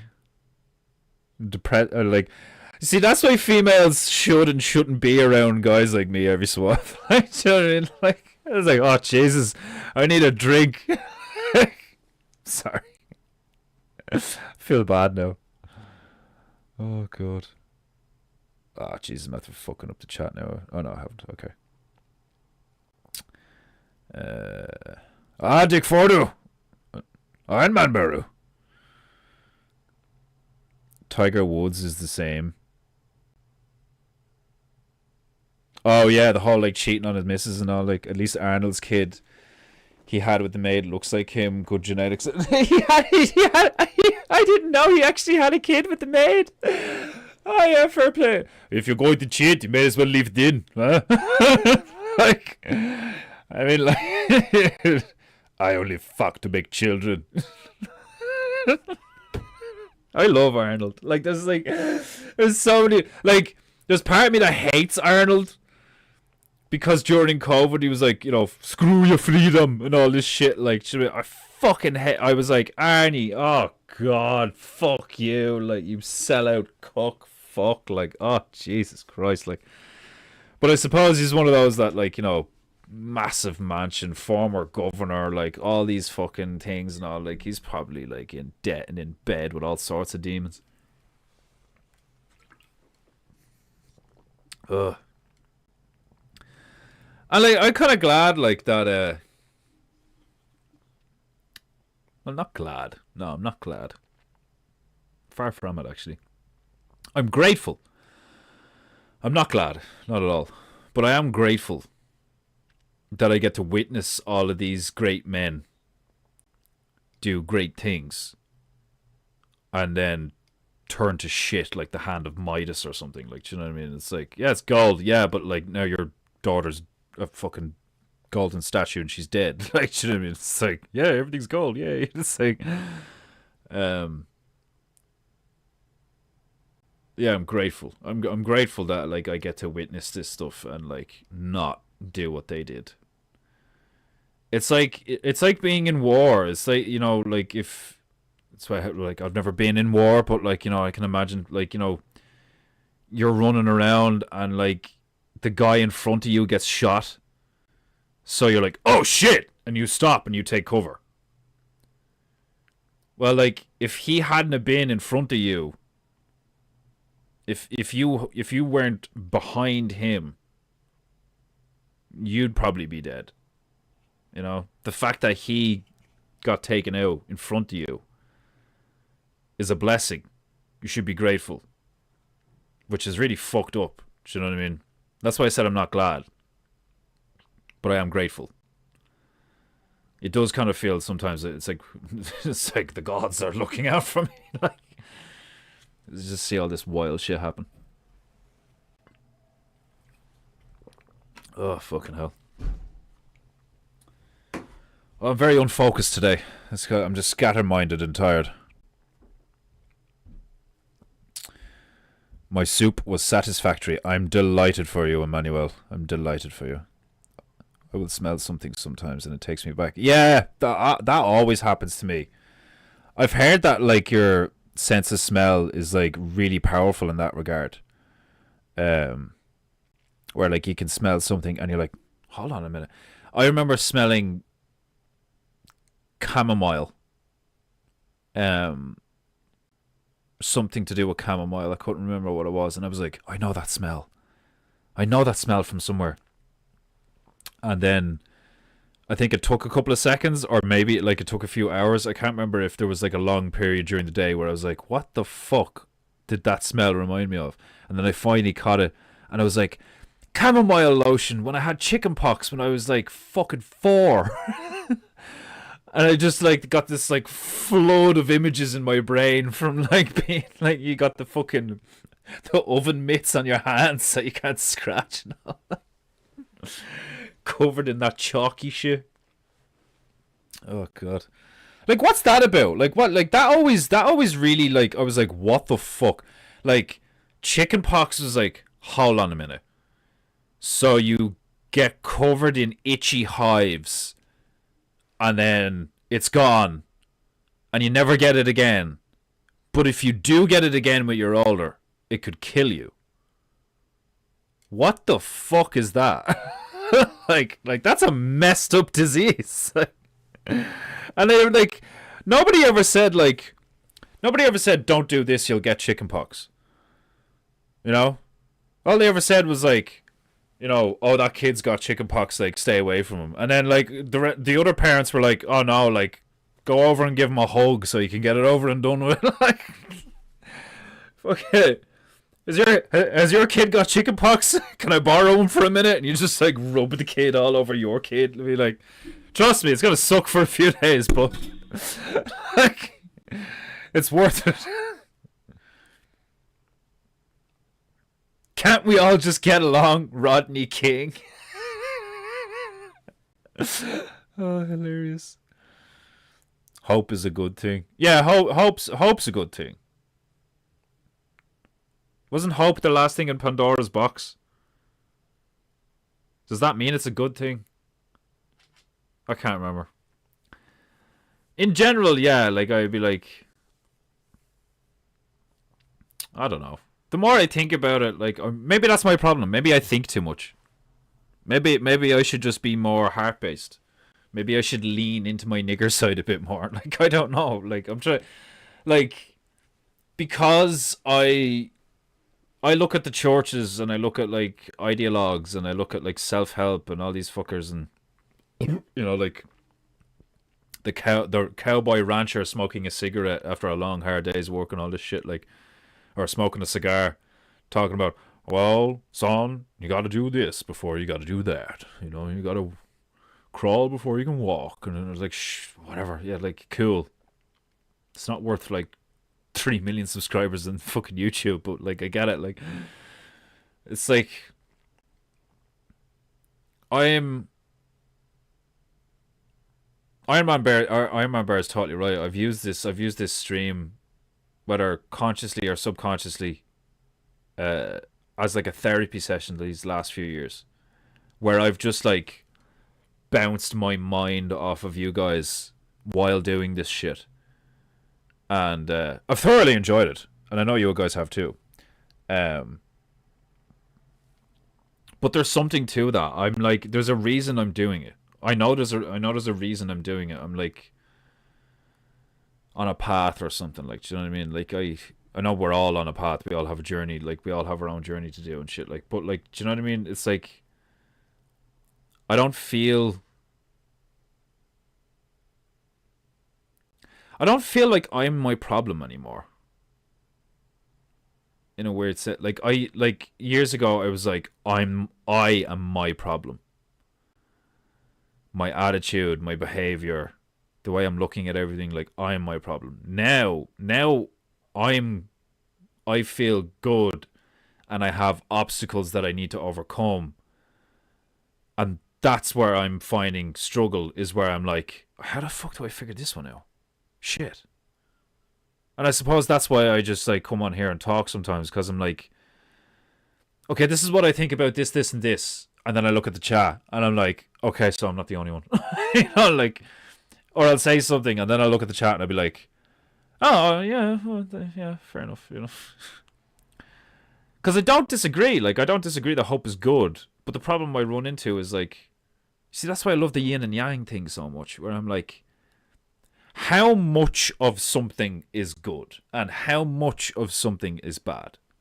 How much hope should you have? How optimistic should you be? To what degree should you be stoic? These are the like, at the same time that I like boiling things down to their fundamentals, I also like to like be incredibly accurate. Where it's like a lot of things I find too vague. Do you know what I mean? Where it's like, oh, God works in mysterious ways. It's like you want to fucking like Homer Simpson the fuck out of people like that, where you just like throttle them like a fucking fish. Like, fucking, what the fuck does that even mean? Like, but anyway, I don't know. I'm just struggling with the details. Terrace houses, yeah, that's what those things are called. Yeah. One of my fish is named Copper Knobs. Copper Knobs or Copper Knob? So you got one fish called Copper Knobs. He's got multiple. He's got more than one dick. Ginger is merely an anagram. It makes sense. Yeah, like it's so funny to me. Like, I have a ton of nigger in me. I really do. Don't feel bad. I have 2 sons and 7 grandsons. That's awesome though. Like, do you know what I mean? I think, yeah, like real, like anybody can have kids. Real people have grandkids, I think. For the most part. I know anything could be picked apart, but I like that one. I like You know, like, you have all these people who are like, you got kids, you're gonna have kids, you know. It's like, yeah, whatever. It's like, some people have kids, some people don't. A lot of people can't now, so part of me feels fucking obligated now more than ever. Like, from what I've heard, the fucking there's a lot of people who are sterile now because of the whole vaccine situation and shit, like, and loads of other factors. So then there's a small part of me that's like, am I not being a bit of an ungrateful cock by not having children? Considering I'm more than likely, like if I turned out to be sterile, I'd be like, really? Huh. Handy. Like, I'd be really surprised, but I wouldn't be disappointed. Like, do you know what I mean? Because the way I look at it is like, if I really wanted a kid, I just adopt. You know, I just get the money together and be like, I'll take a white one, please. Like,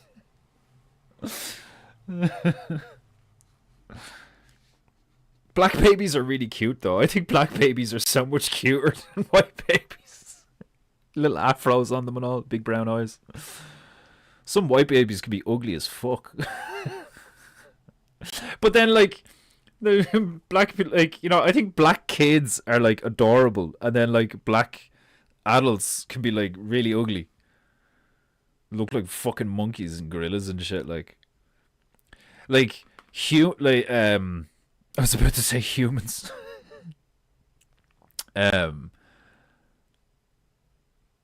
White people, like, don't get me wrong, you get some white guys that look like monkeyish, but like, I think white people have a higher potential to literally look demonic.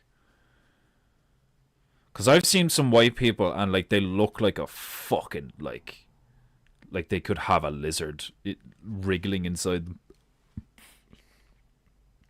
Or a goblin. I think white people are much more likely to look like actual mythical fucking goblins and shit. With the noses and stuff. With the Jews. But it's not just the Jews with the noses. You get some of those fucking, some of those Caucasus Mountains fuckers, some of those fucking, the Khabib Nurmagomedov lads, some of those fucking, the stans, like Kazakhstan and Afghanistan and Pakistan and all them, like, some of those mountain goat fuckers, some of the bear wrestlers, don't look human to me. They look like Neanderthal. They look like cavemen, which probably explains why they're, like, you know, like, I wouldn't be surprised if you did a study on just the Chechnya and Dagestani lads.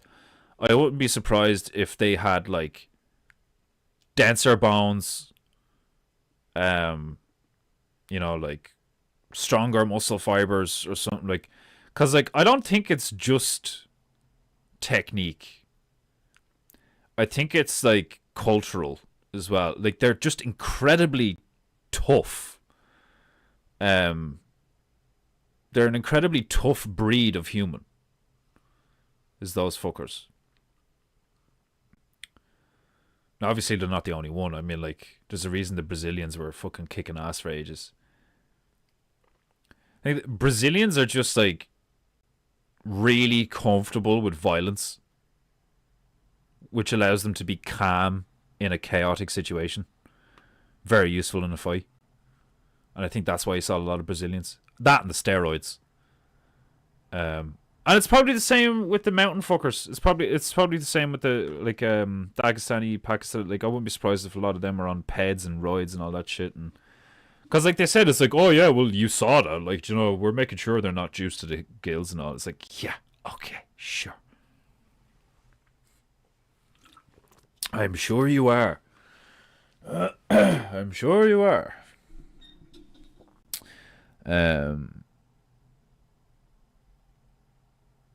Shingles is what you get if you've already had chickenpox, and even that alone.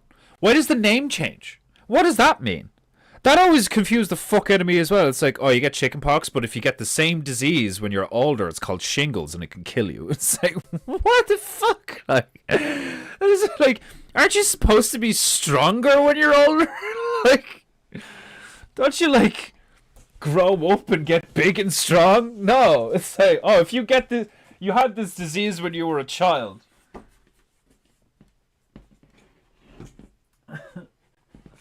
But if you get it when you're like 60, it's gonna kill you. Like,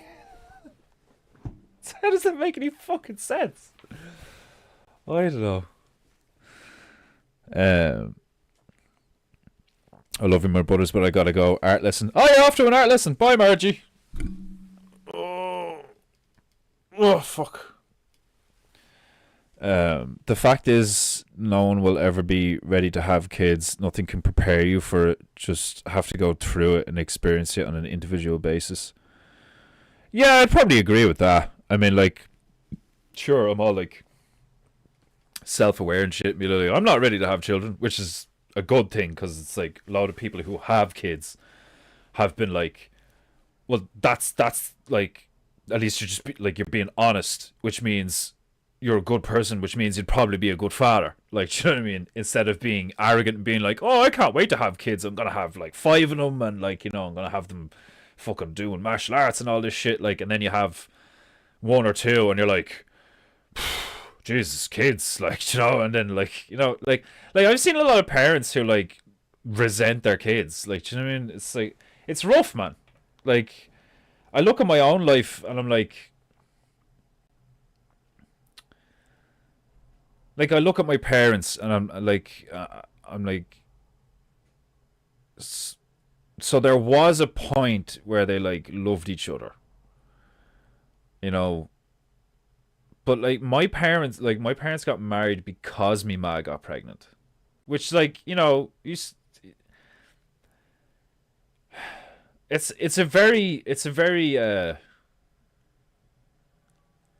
very like not evident. It's very like congruent. Like, it makes sense to me that that's the kind of vibe I come from because I feel that internal conflict on me all the time. Like, I've always had that kind of internal conflict of like good and evil and what they mean and where they go and why and all this shit. Where like the only reason my parents got married is because my mother fell pregnant with me, which means that my father felt duty bound and obligated, which means he is in a sense a good man. But then 15 years later and another kid in, you know, he leaves and like inflicts a profound amount of trauma on us for years after that as well, like, you know, and only recently inflicted another trauma for the sake of money, you know. Like, wild, you know, and his argument would probably be like, oh, you're being too sentimental, like, do you know what I mean? It's like, and my argument would be that he's like, you know, a psychopath. Like, it's I because of how my life has gone, I see it as such an incredible responsibility. And then I look at myself and I'm like, I can barely take care of myself. I'm still struggling with all sorts of demons. And I know, like loads of people with kids be like, yeah, me too, bro. You know, like, and then they'd argue that the kids help. And I don't disagree. I get it. Just the fact of the matter is that like, I don't make enough money for my female to feel safe enough to have kids. So that's what I suppose that's where I'm in life right now, is like trying to become successful enough in an independent fashion to justify being independent in a sense. Do you know what I mean? Because it's been over a year now since I stopped getting welfare, because I was still on the COVID payment basically, in a sense, you know, because I was just working in warehouses when it all kicked off. And then it's just been going like that for like what, 4 years really, 5 years.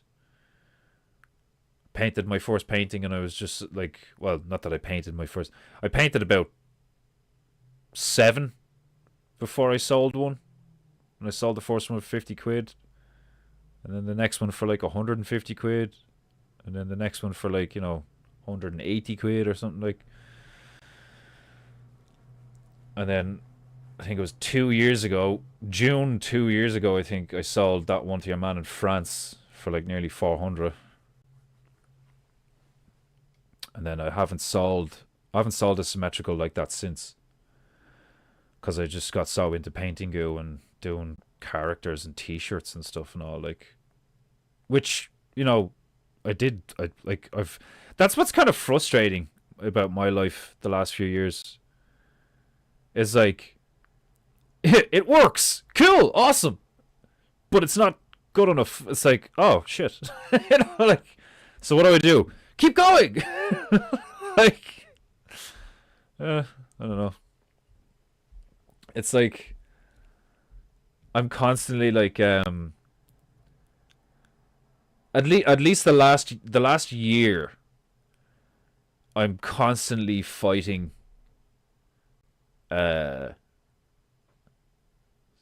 cynicism, maybe, no, pessimism, or I don't know, but like I've low morale. I would describe it as that.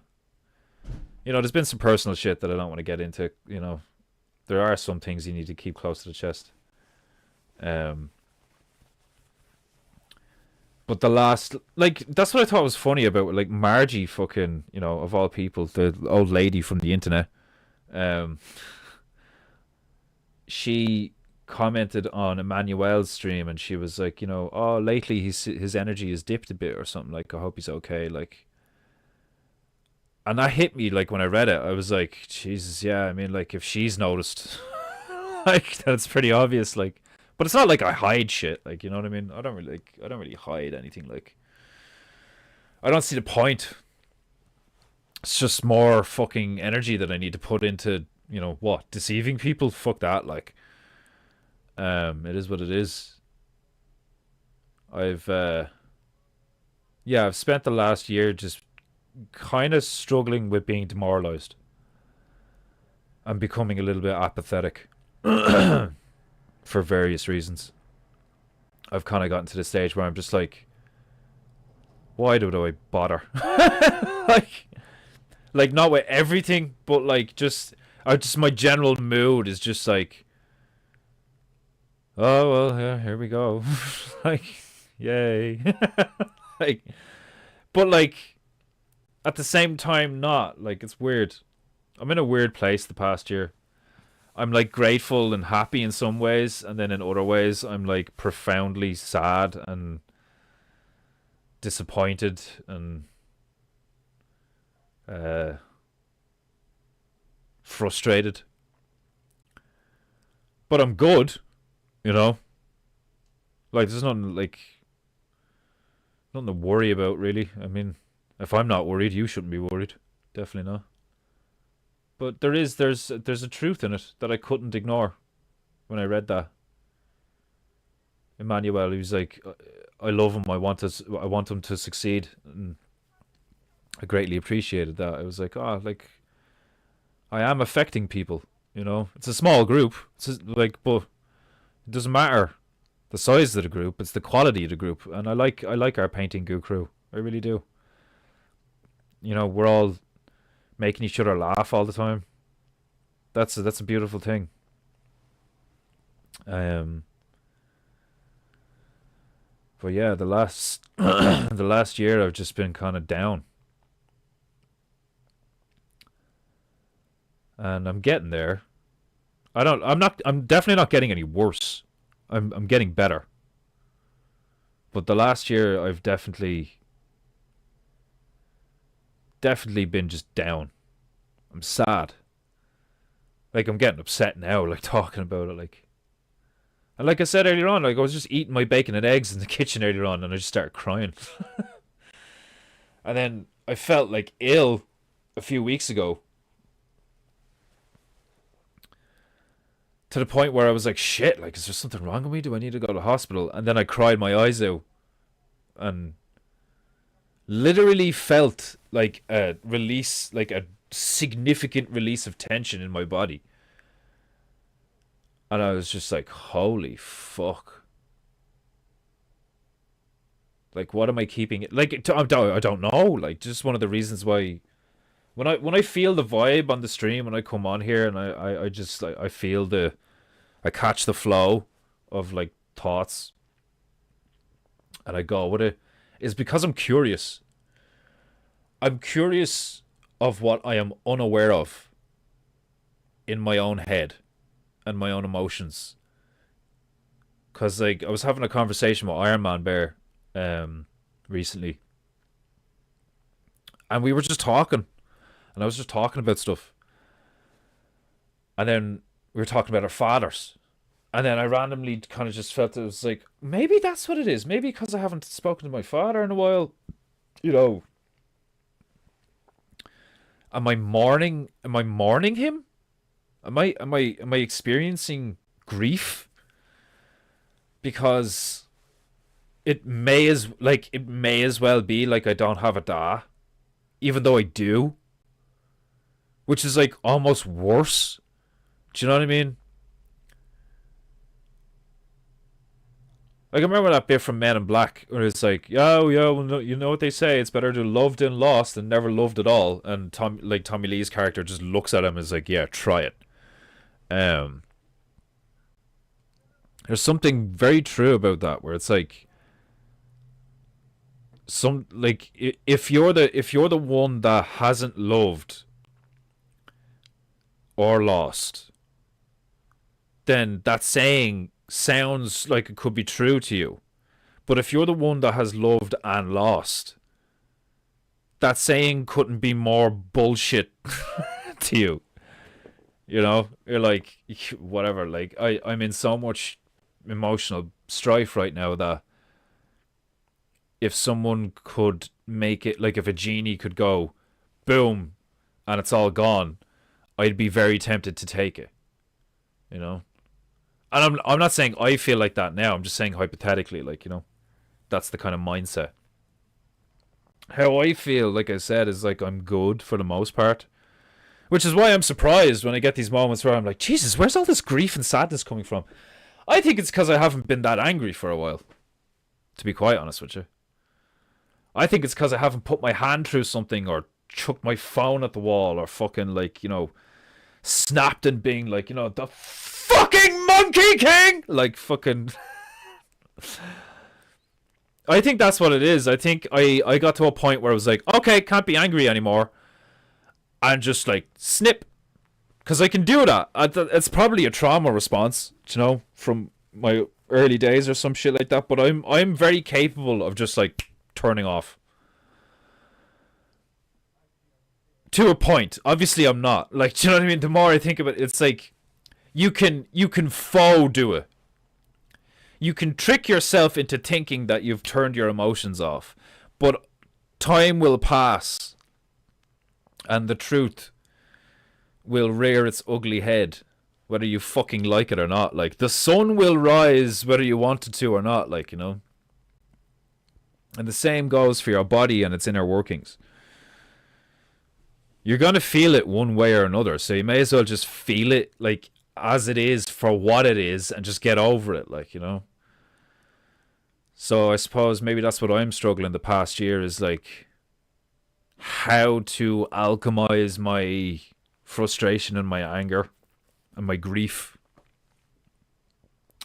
in a healthy way. Because I'm so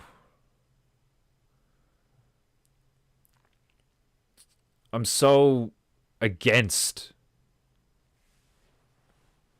like, projecting my pain or, like, you know, like, I don't want to bitch. I don't want to bring anyone down. And I fucking made Margie drink. I made an old lady drink today because I'm so down. You know? So maybe that's my problem. Like my problem the past year is like learning how to process it efficiently and properly. Now that I'm aware of such things, you know, whereas before I wasn't. I would just like I'd just be like, blah! I'm a man. I'm angry. What of it? Now I'm like, to what degree do I control it? How much of a rein do you need on the inner beast? You know, and I think the last few months I instead of putting a leash on him, I like beat the fuck out of him and threw him in a cage, and I haven't fed him in a while. And it's like, and maybe that's a good thing. I don't know. Maybe I'm like, maybe I'm getting rid of like an inner demon thing, and the depression and grief I'm feeling is like a side effect. And once I get through the other side of it, I'd be like, oh, I'm grand. Like, do you know what I mean? I don't know. I haven't a clue. I'll keep you posted. What's wrong with you now? I mean, hey, like, yeah, it's showing. So there's been too many PEINTEINGUs lately where I'm bitching. Yeah, it's starting to like, it's starting to become apparent. That's funny. I think that's funny. Thanks, John. What's wrong with you now? See, that's what a friend says to you. That's what a man friend says to you. What are you fucking bitching about now? Everything. Everything. I'm just tired. I'm just really tired today. And then there was a load of things on my mind. You know, like Connor speaking in America and stuff. What else was I talking about? Just like, yeah, just like how full of lies the world is right now. And how frustrating it can be and all these things. That's what's wrong with me. I'm just tired. Just bitching. I'll stop. There's only 2 people here because I'm after bringing everybody down. When I was your age, I went through a similar apathy, cynicism. I want the same. Just want everyone to do well and crush. You're finding your groove, bro. Keep pushing forward. Yell at me if I'm speaking out of turn. No, don't worry, I would. You know what? If I didn't like you, or like, you know, if I disagreed with what you were saying, like, you'd know all about it. Like, you know, like I said, I don't hide shit really, like, you know. And even the stuff I keep from you guys, like, I don't even consider hiding it, because it's the stuff that like everybody should keep close to their chest. It's like some things should be private, like, you know. But anyway, I'm going to stick some tunes on. I'm going to go take a piss because I've got like a liter of water in me right now. And then I'm going to come back and I'm going to paint a jigsaw pattern on this fucking car. I like this one. I love Monday.com. Not that, fuck you. I hate ads. Fucking hate them. They disgust me. Especially when they're 2 minutes long. Jesus Christ, who needs that shit? Be back in a minute. Oh, fuck.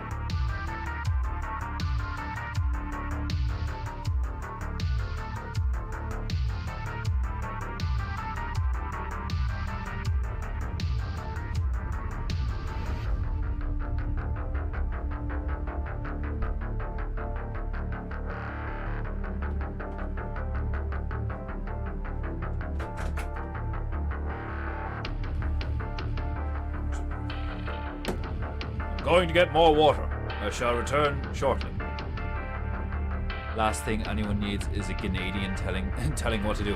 Exactly! Perish the thought.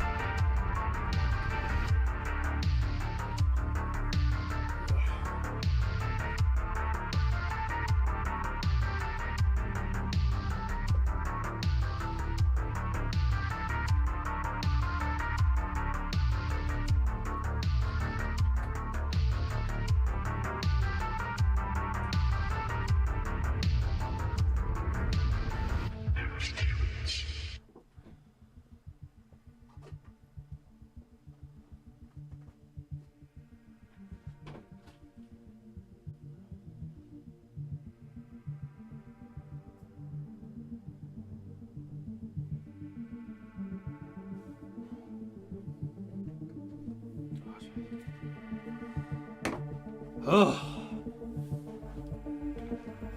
Oosh. Right.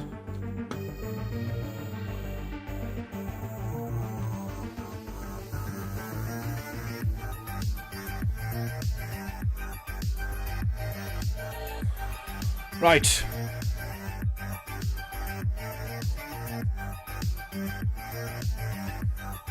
Jigsaw the fuck out of this car. Ugh.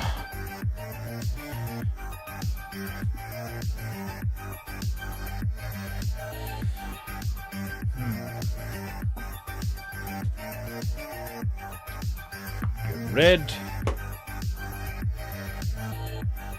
Blue. Yellow. White.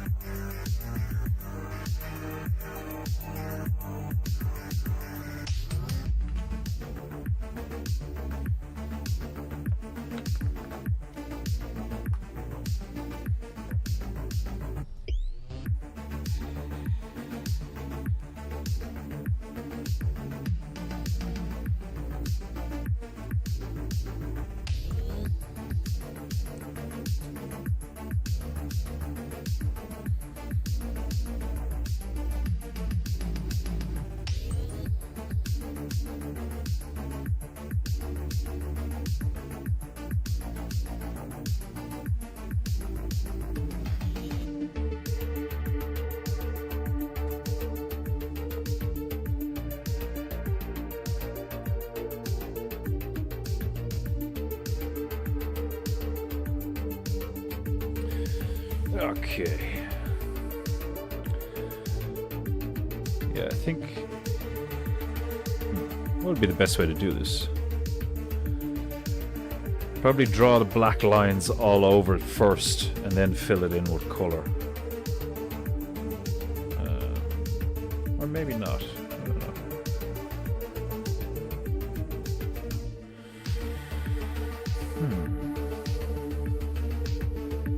John, fuck it. Just go with the fearing.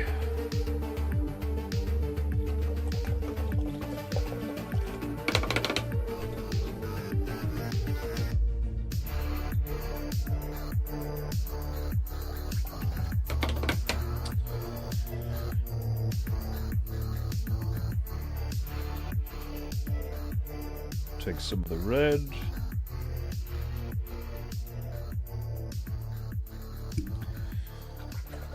Make it a orange.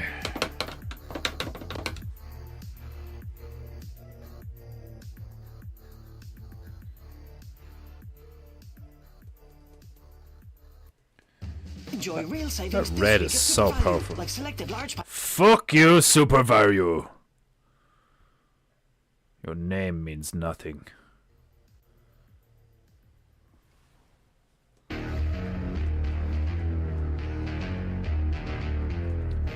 Seriously, permanent red is so fucking strong.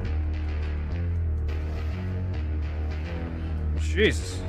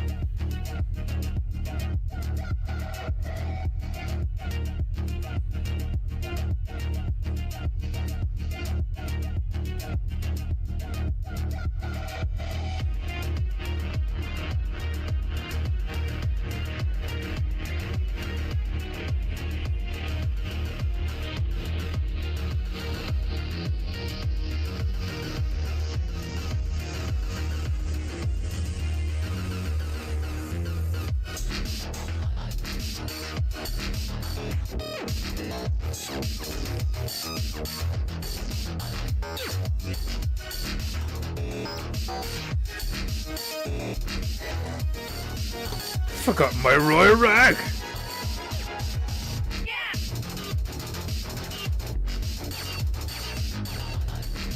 I'm back. You may resume ranting / painting / ranting. I'm done rambling. Prunaru-sama had enough of my negative vibes. So now I'm painting you. I can tell this is gonna end up looking epic. Hopefully. Hopefully. Part of me was thinking there the other day, I was like, should I put more effort into the painting goos in a sense of like trying to make them like really good looking, which would obviously take longer, more focus, and I'm already behind on my other shit and all that. So when I thought about it, I was like, this is a stupid fucking idea, you know. But there's a part of me that would love every PEINTEINGU to be like really fucking cool looking. I think we'll get there eventually.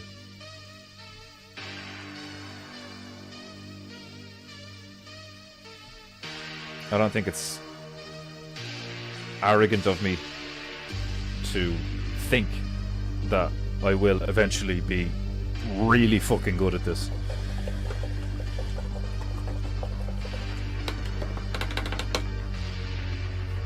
Well, I got some work done at the symmetrical there recently. I just need to like really set aside like, you know, a few hours a day for the next couple of weeks to like really hone it in and get it clean looking and nice looking, and then take pictures and put it up for sale. I actually think that symmetrical is one of the things that's like got me down, is how long it has taken and how much effort is like, because like I've only like gone at the thing like maybe like just over a dozen times for like a few hours at a time, and I've made like good progress, and then I don't touch it for like days or weeks because everything else just gets in the way. But it's like I was saying there the other day, it's like it feels and seems contradictory to take something like what I do more seriously. But if anything, on a level, taking this seriously makes it funnier. Like, I don't know.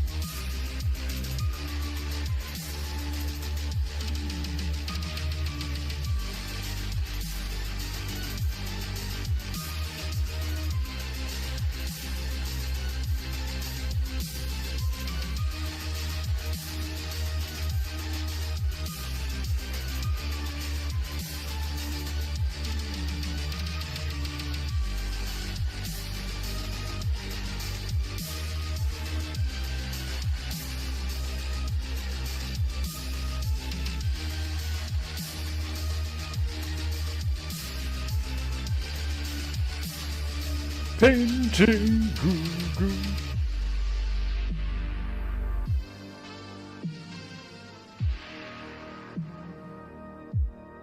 What's that saying? You could do something fast or you could do something well. Yeah. You could argue that the better you get at it, you could do it fast, you know? Like, I've seen some guys do some, like, incredible shit, like, in a short amount of time, you know? But, like, yeah, there is truth in it.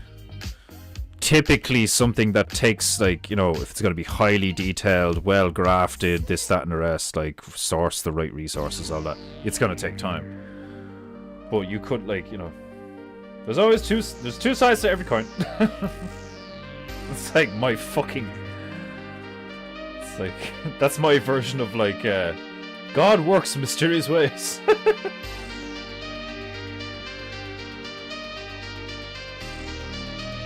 It's like, but which one is true? They're both true.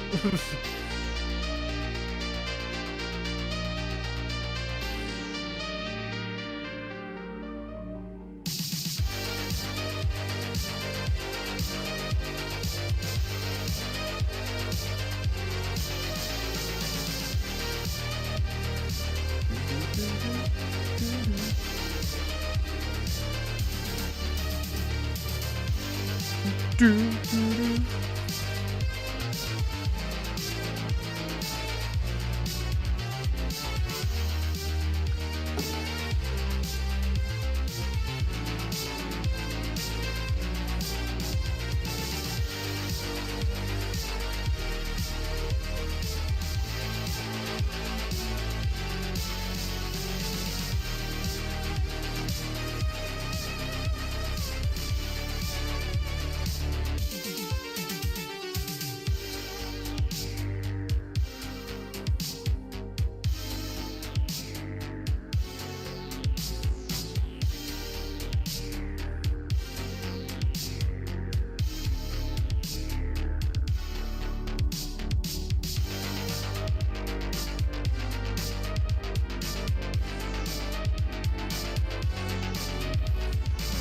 2, 3, 4, 5, 6, 7, 8.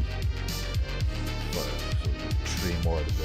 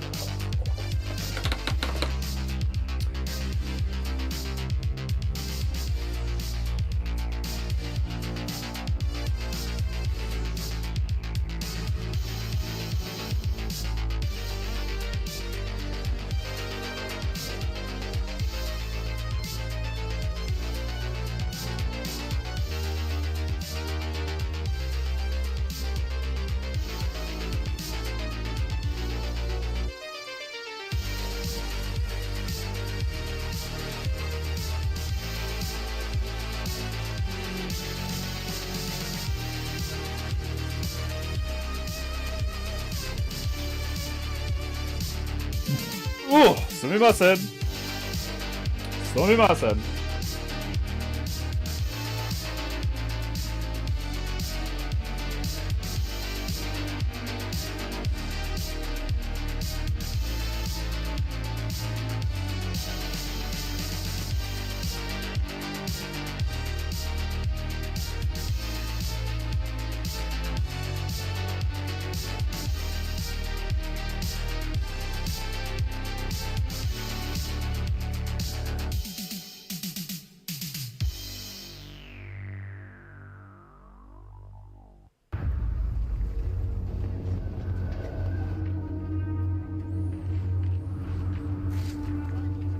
Was ist das?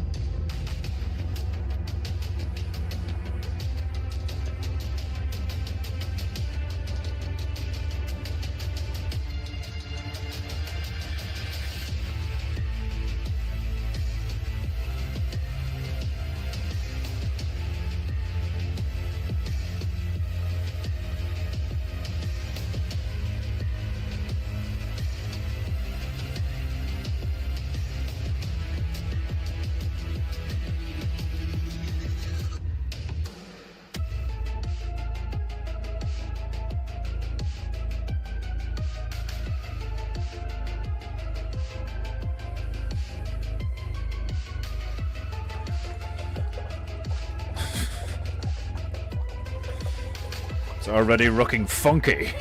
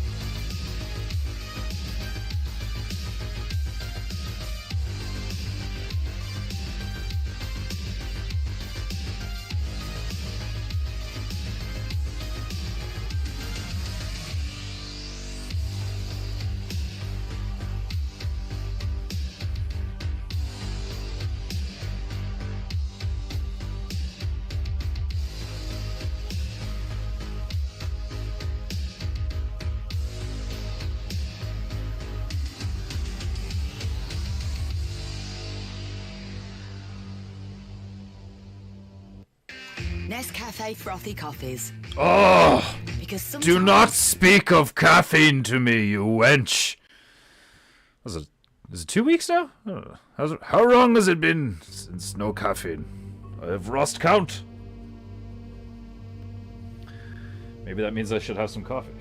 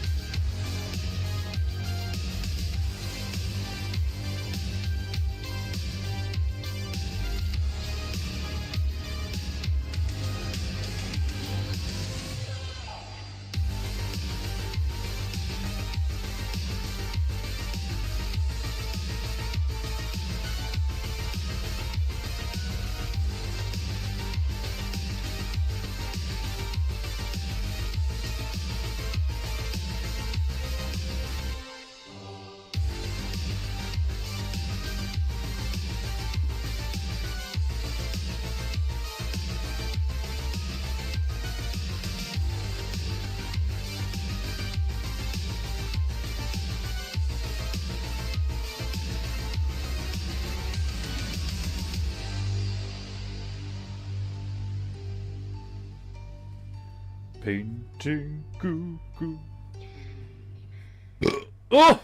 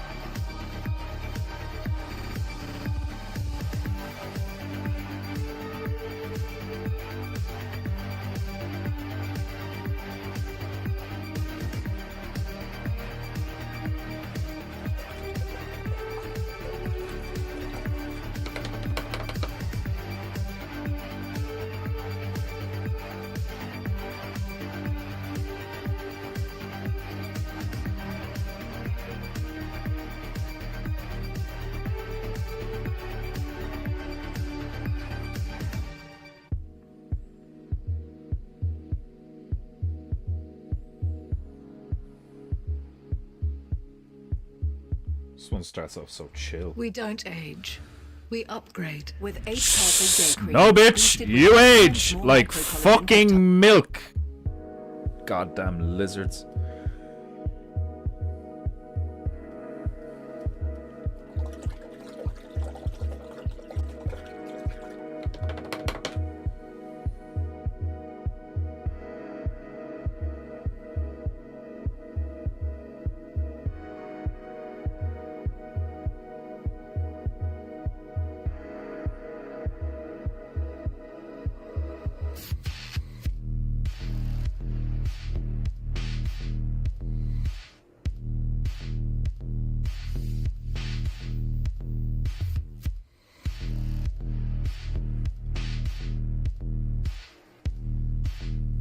Seriously, my purples always end up so dark.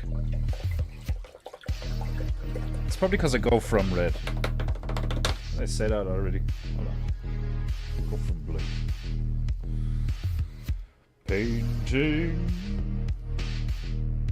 Goo goo.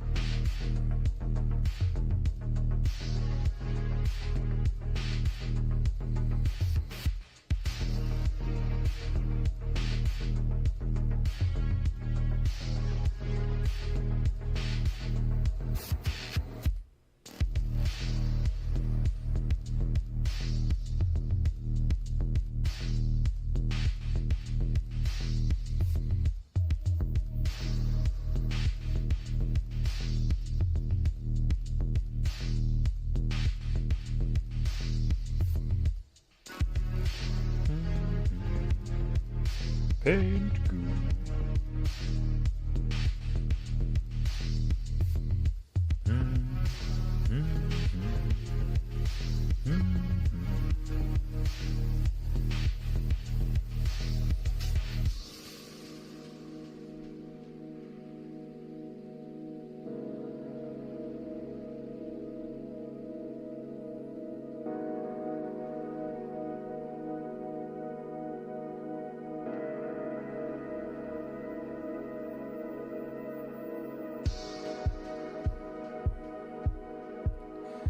This purple is taking its timer.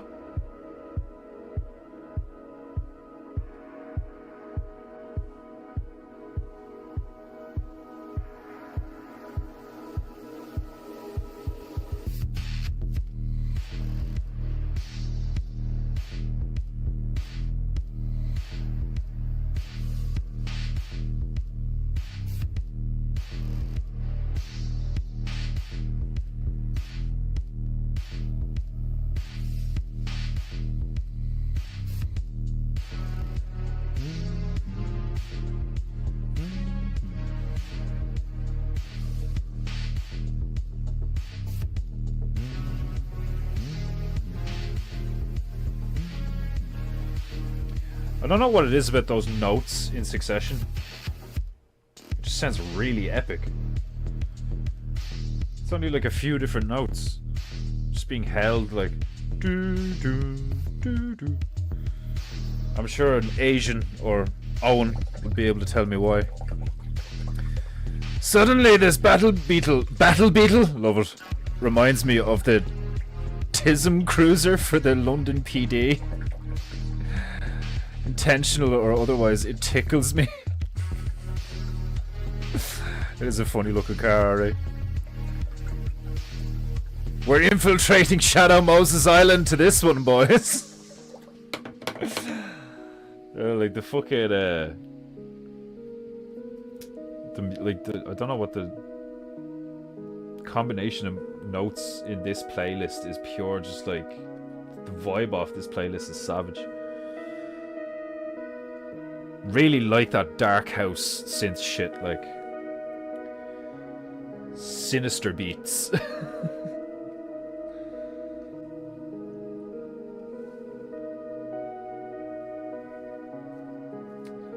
I think I need to make some pink.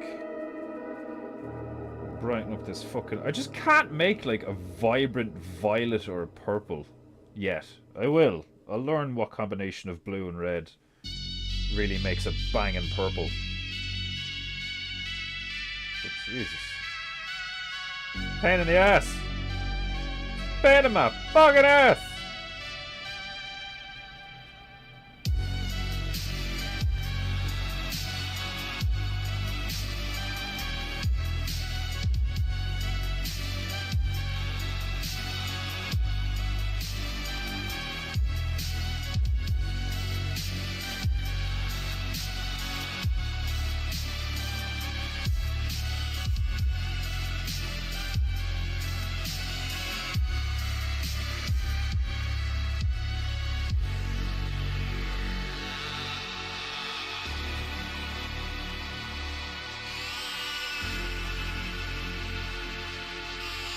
That did not do what I wanted it to do. You'll be hearing things about blood sacrifice, death, occultic symbols, the upside down cross, possession, Maybe it did. distorted faith. Find out in a minute. All these things are involved in satanic worship.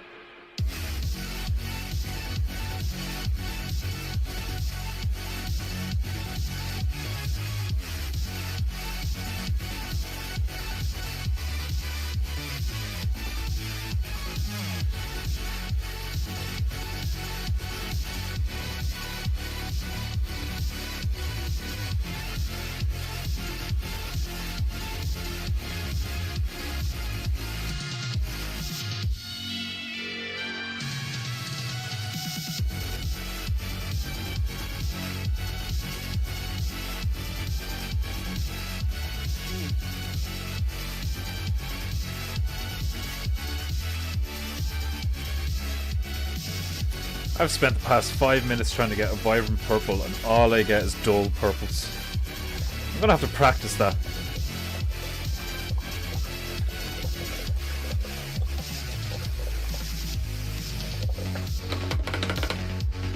In the meantime, we cheat!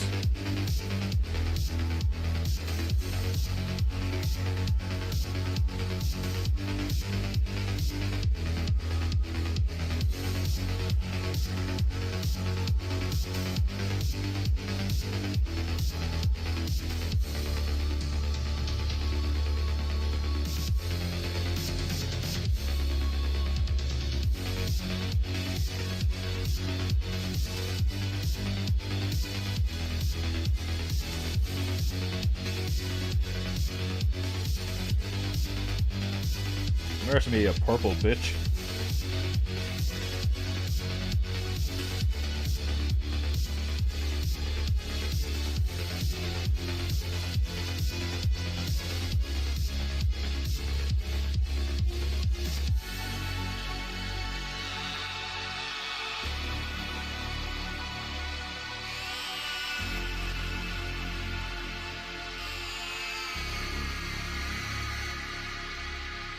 Now pay attention again to the beat of the drums, and then listen as the song starts to tail off.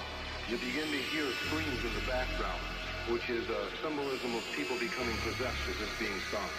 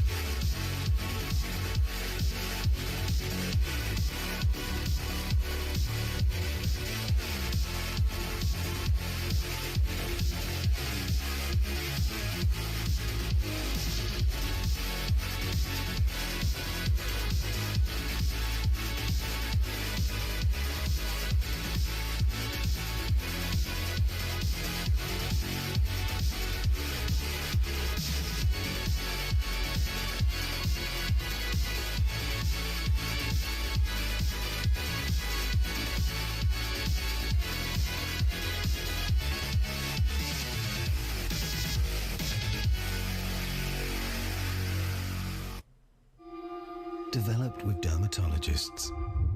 Mela B3 Serum. Powered by multi-patent. Developed by Nazis! More like.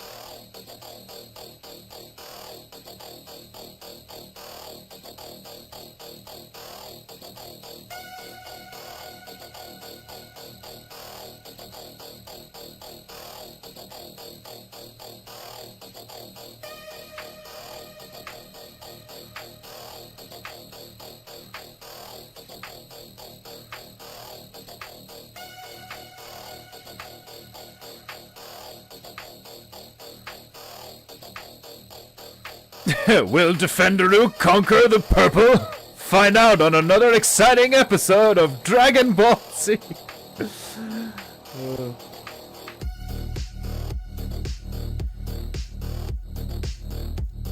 Like, fucking, like, the next 3 streams is just me bitching about, like, how I can't make purple. And, like, relating it to, like, the the world's problems and shit. Like, you know, see, this is why I can't make purple, because the fucking government and the like, the goddamn Jews.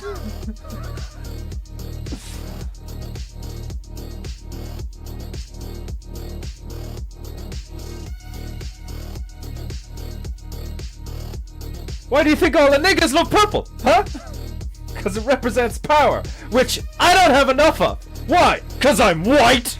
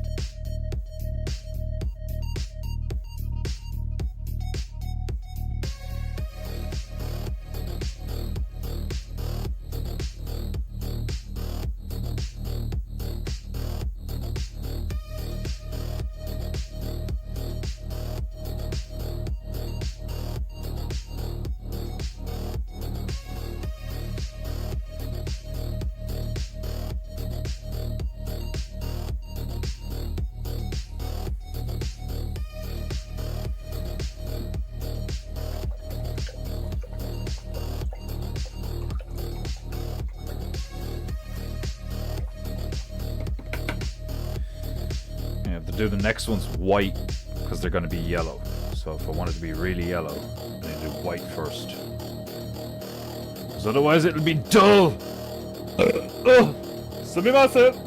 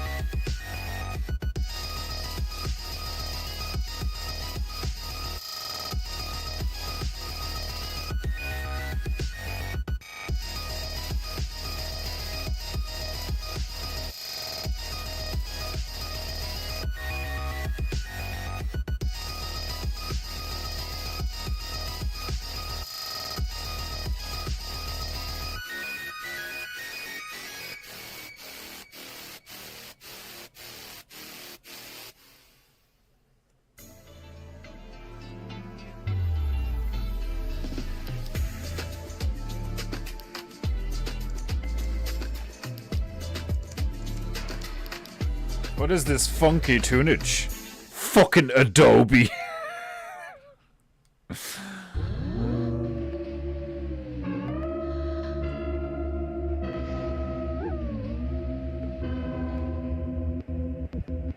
How are we gonna sell the new Adobe Acrobat program to people? Just play a fucking bit of a tune and show them. Who fuck cares?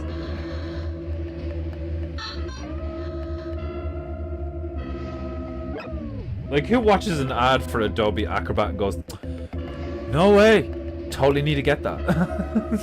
Like, no one. That's who. Fucking nobody.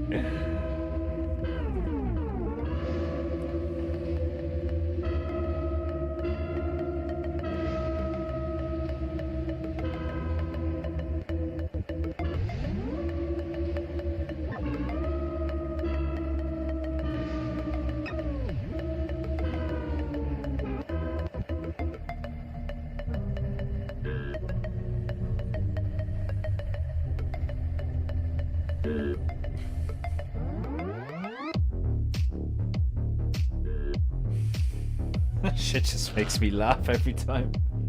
It reminds me of fucking Barney. Have I said that already? From The Simpsons? Number 8. He spurps.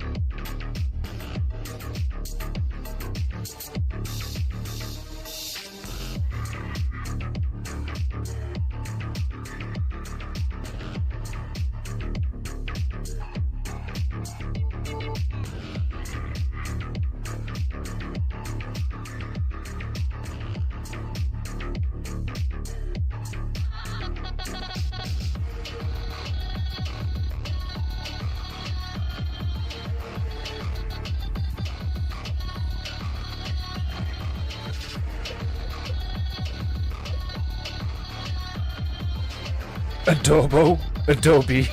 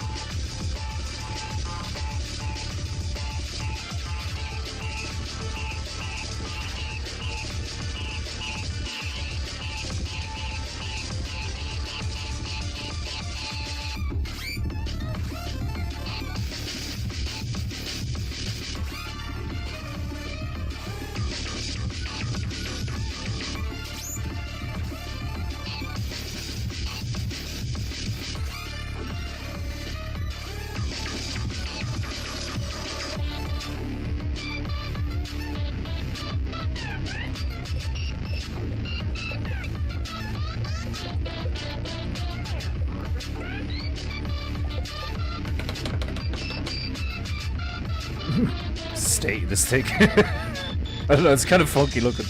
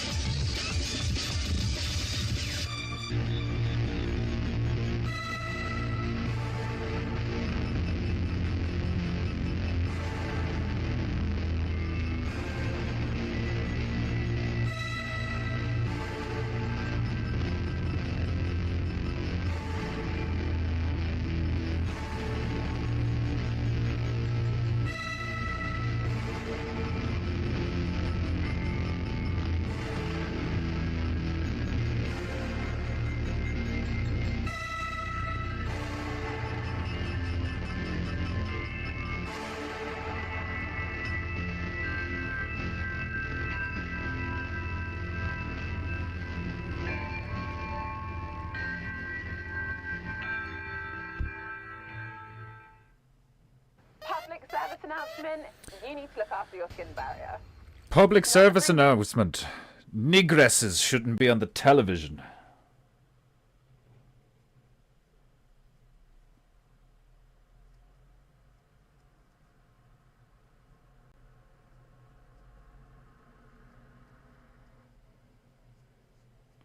Costs too much to light their faces. Oh shit. Where's my... There we go. Wait. Oh, that was the end of the other one? That was quick. Get our longest range Wi-Fi signal, powered by Wi-Fi 7. Get my foot up your ass if you keep talking shit. Although, I actually really like this ad. Crunchy and delicious. You know, it doesn't matter if you choose left or right because they're both chewy, crunchy, and delicious. Know what else I like? No, what? The sound of the snap when you bite into it. I legit find that ad for Twix, like, entertaining. I like it, like, it's funny.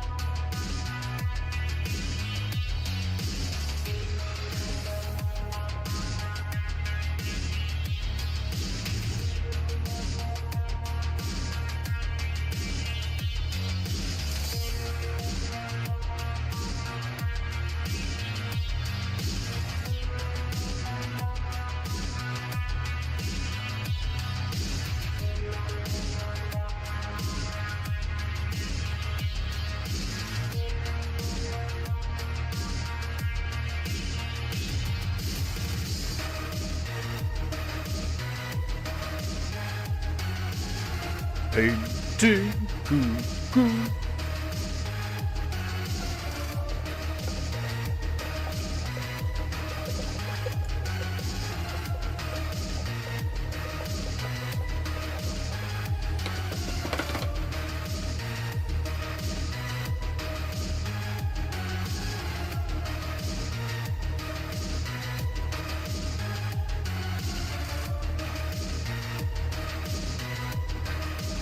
Trying to think. What final color? Maybe light blue. Bit of baby blue in there. Perhaps.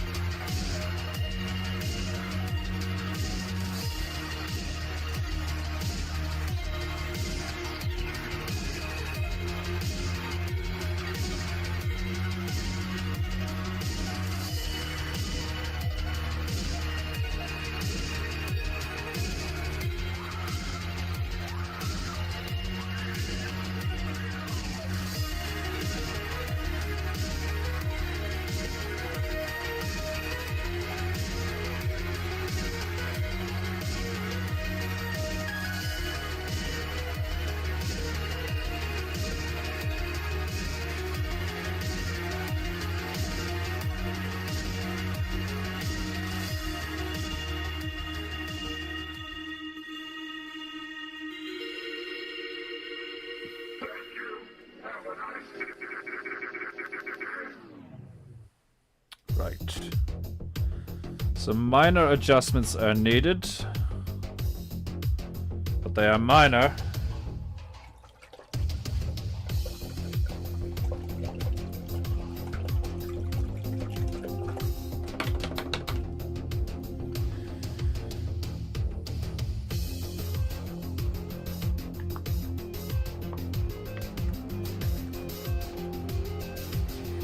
Looks like I scared everybody off today with my depressed talking.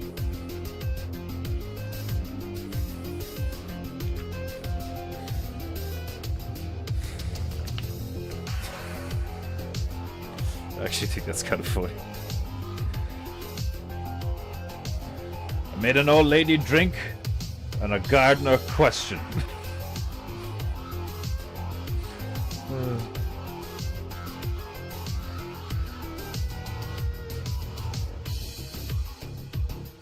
The one thing that that the public these days has no interest in: a man and his feelings. Not even his feelings, his thoughts.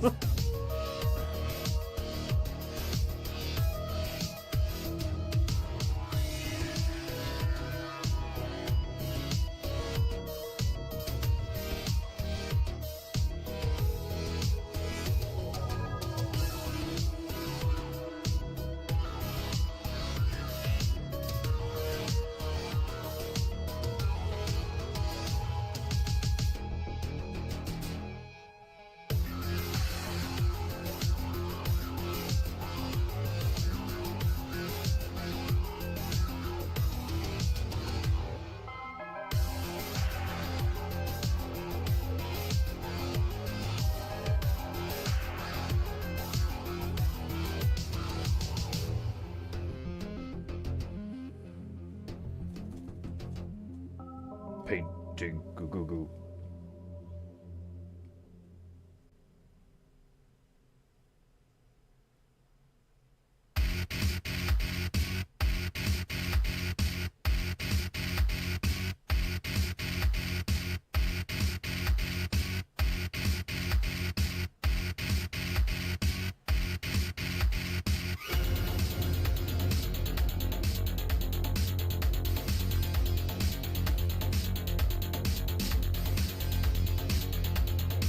Okay, I think we got all the color on the car.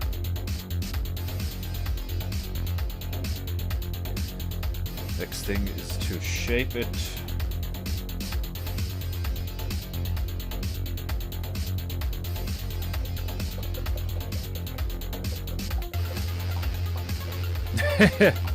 I know you were.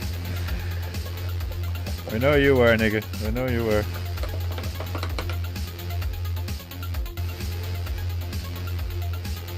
I think there's gonna be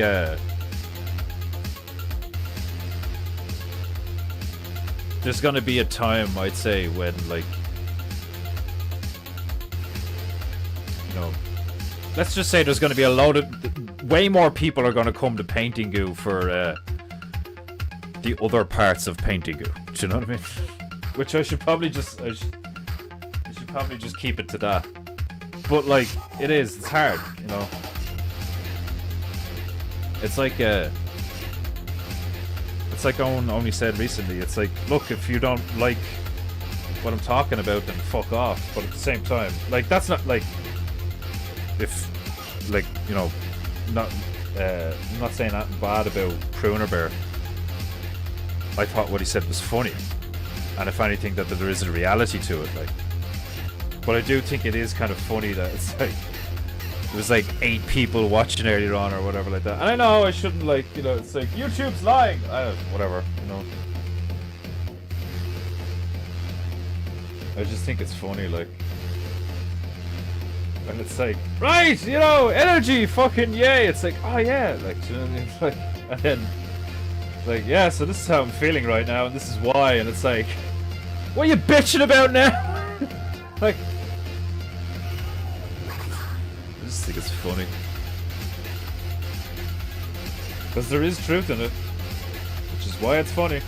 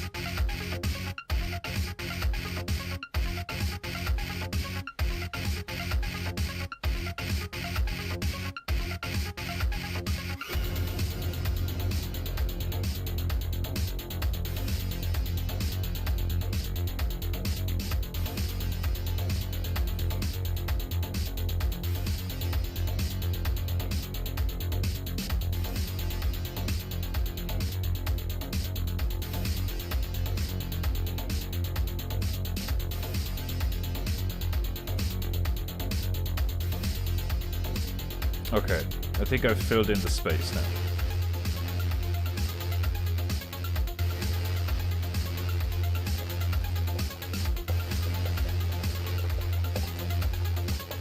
TJWK Ireland, welcome. I have no idea who you are, but welcome to PEINTEINGU. I have no idea who that Joni Rotten bitch is either.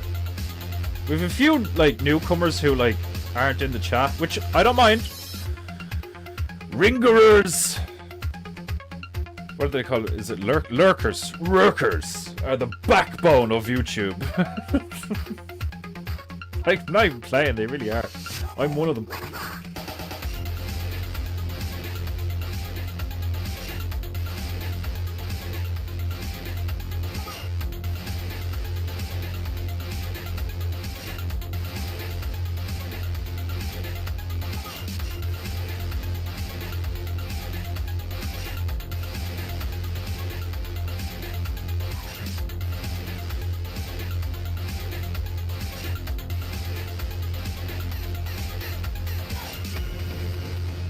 That's what I think is funny about me, actually, is like, as weird as I can seem and as weird as other people have made me out to be before, what I've discovered over the years is that the majority of people are more like me.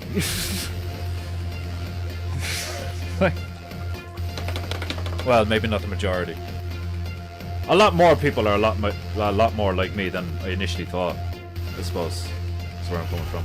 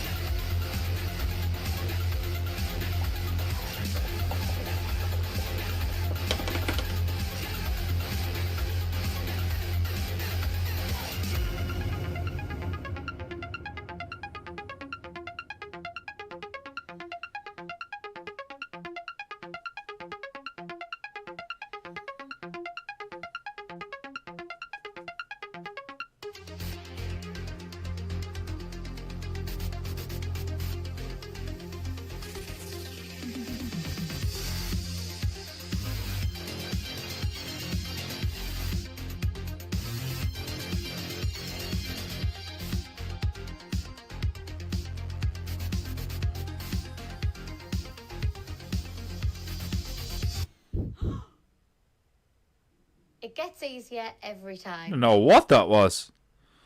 What the fuck? That bitch was fat! And I don't mean in a PH way. This is old school fat ass bitch.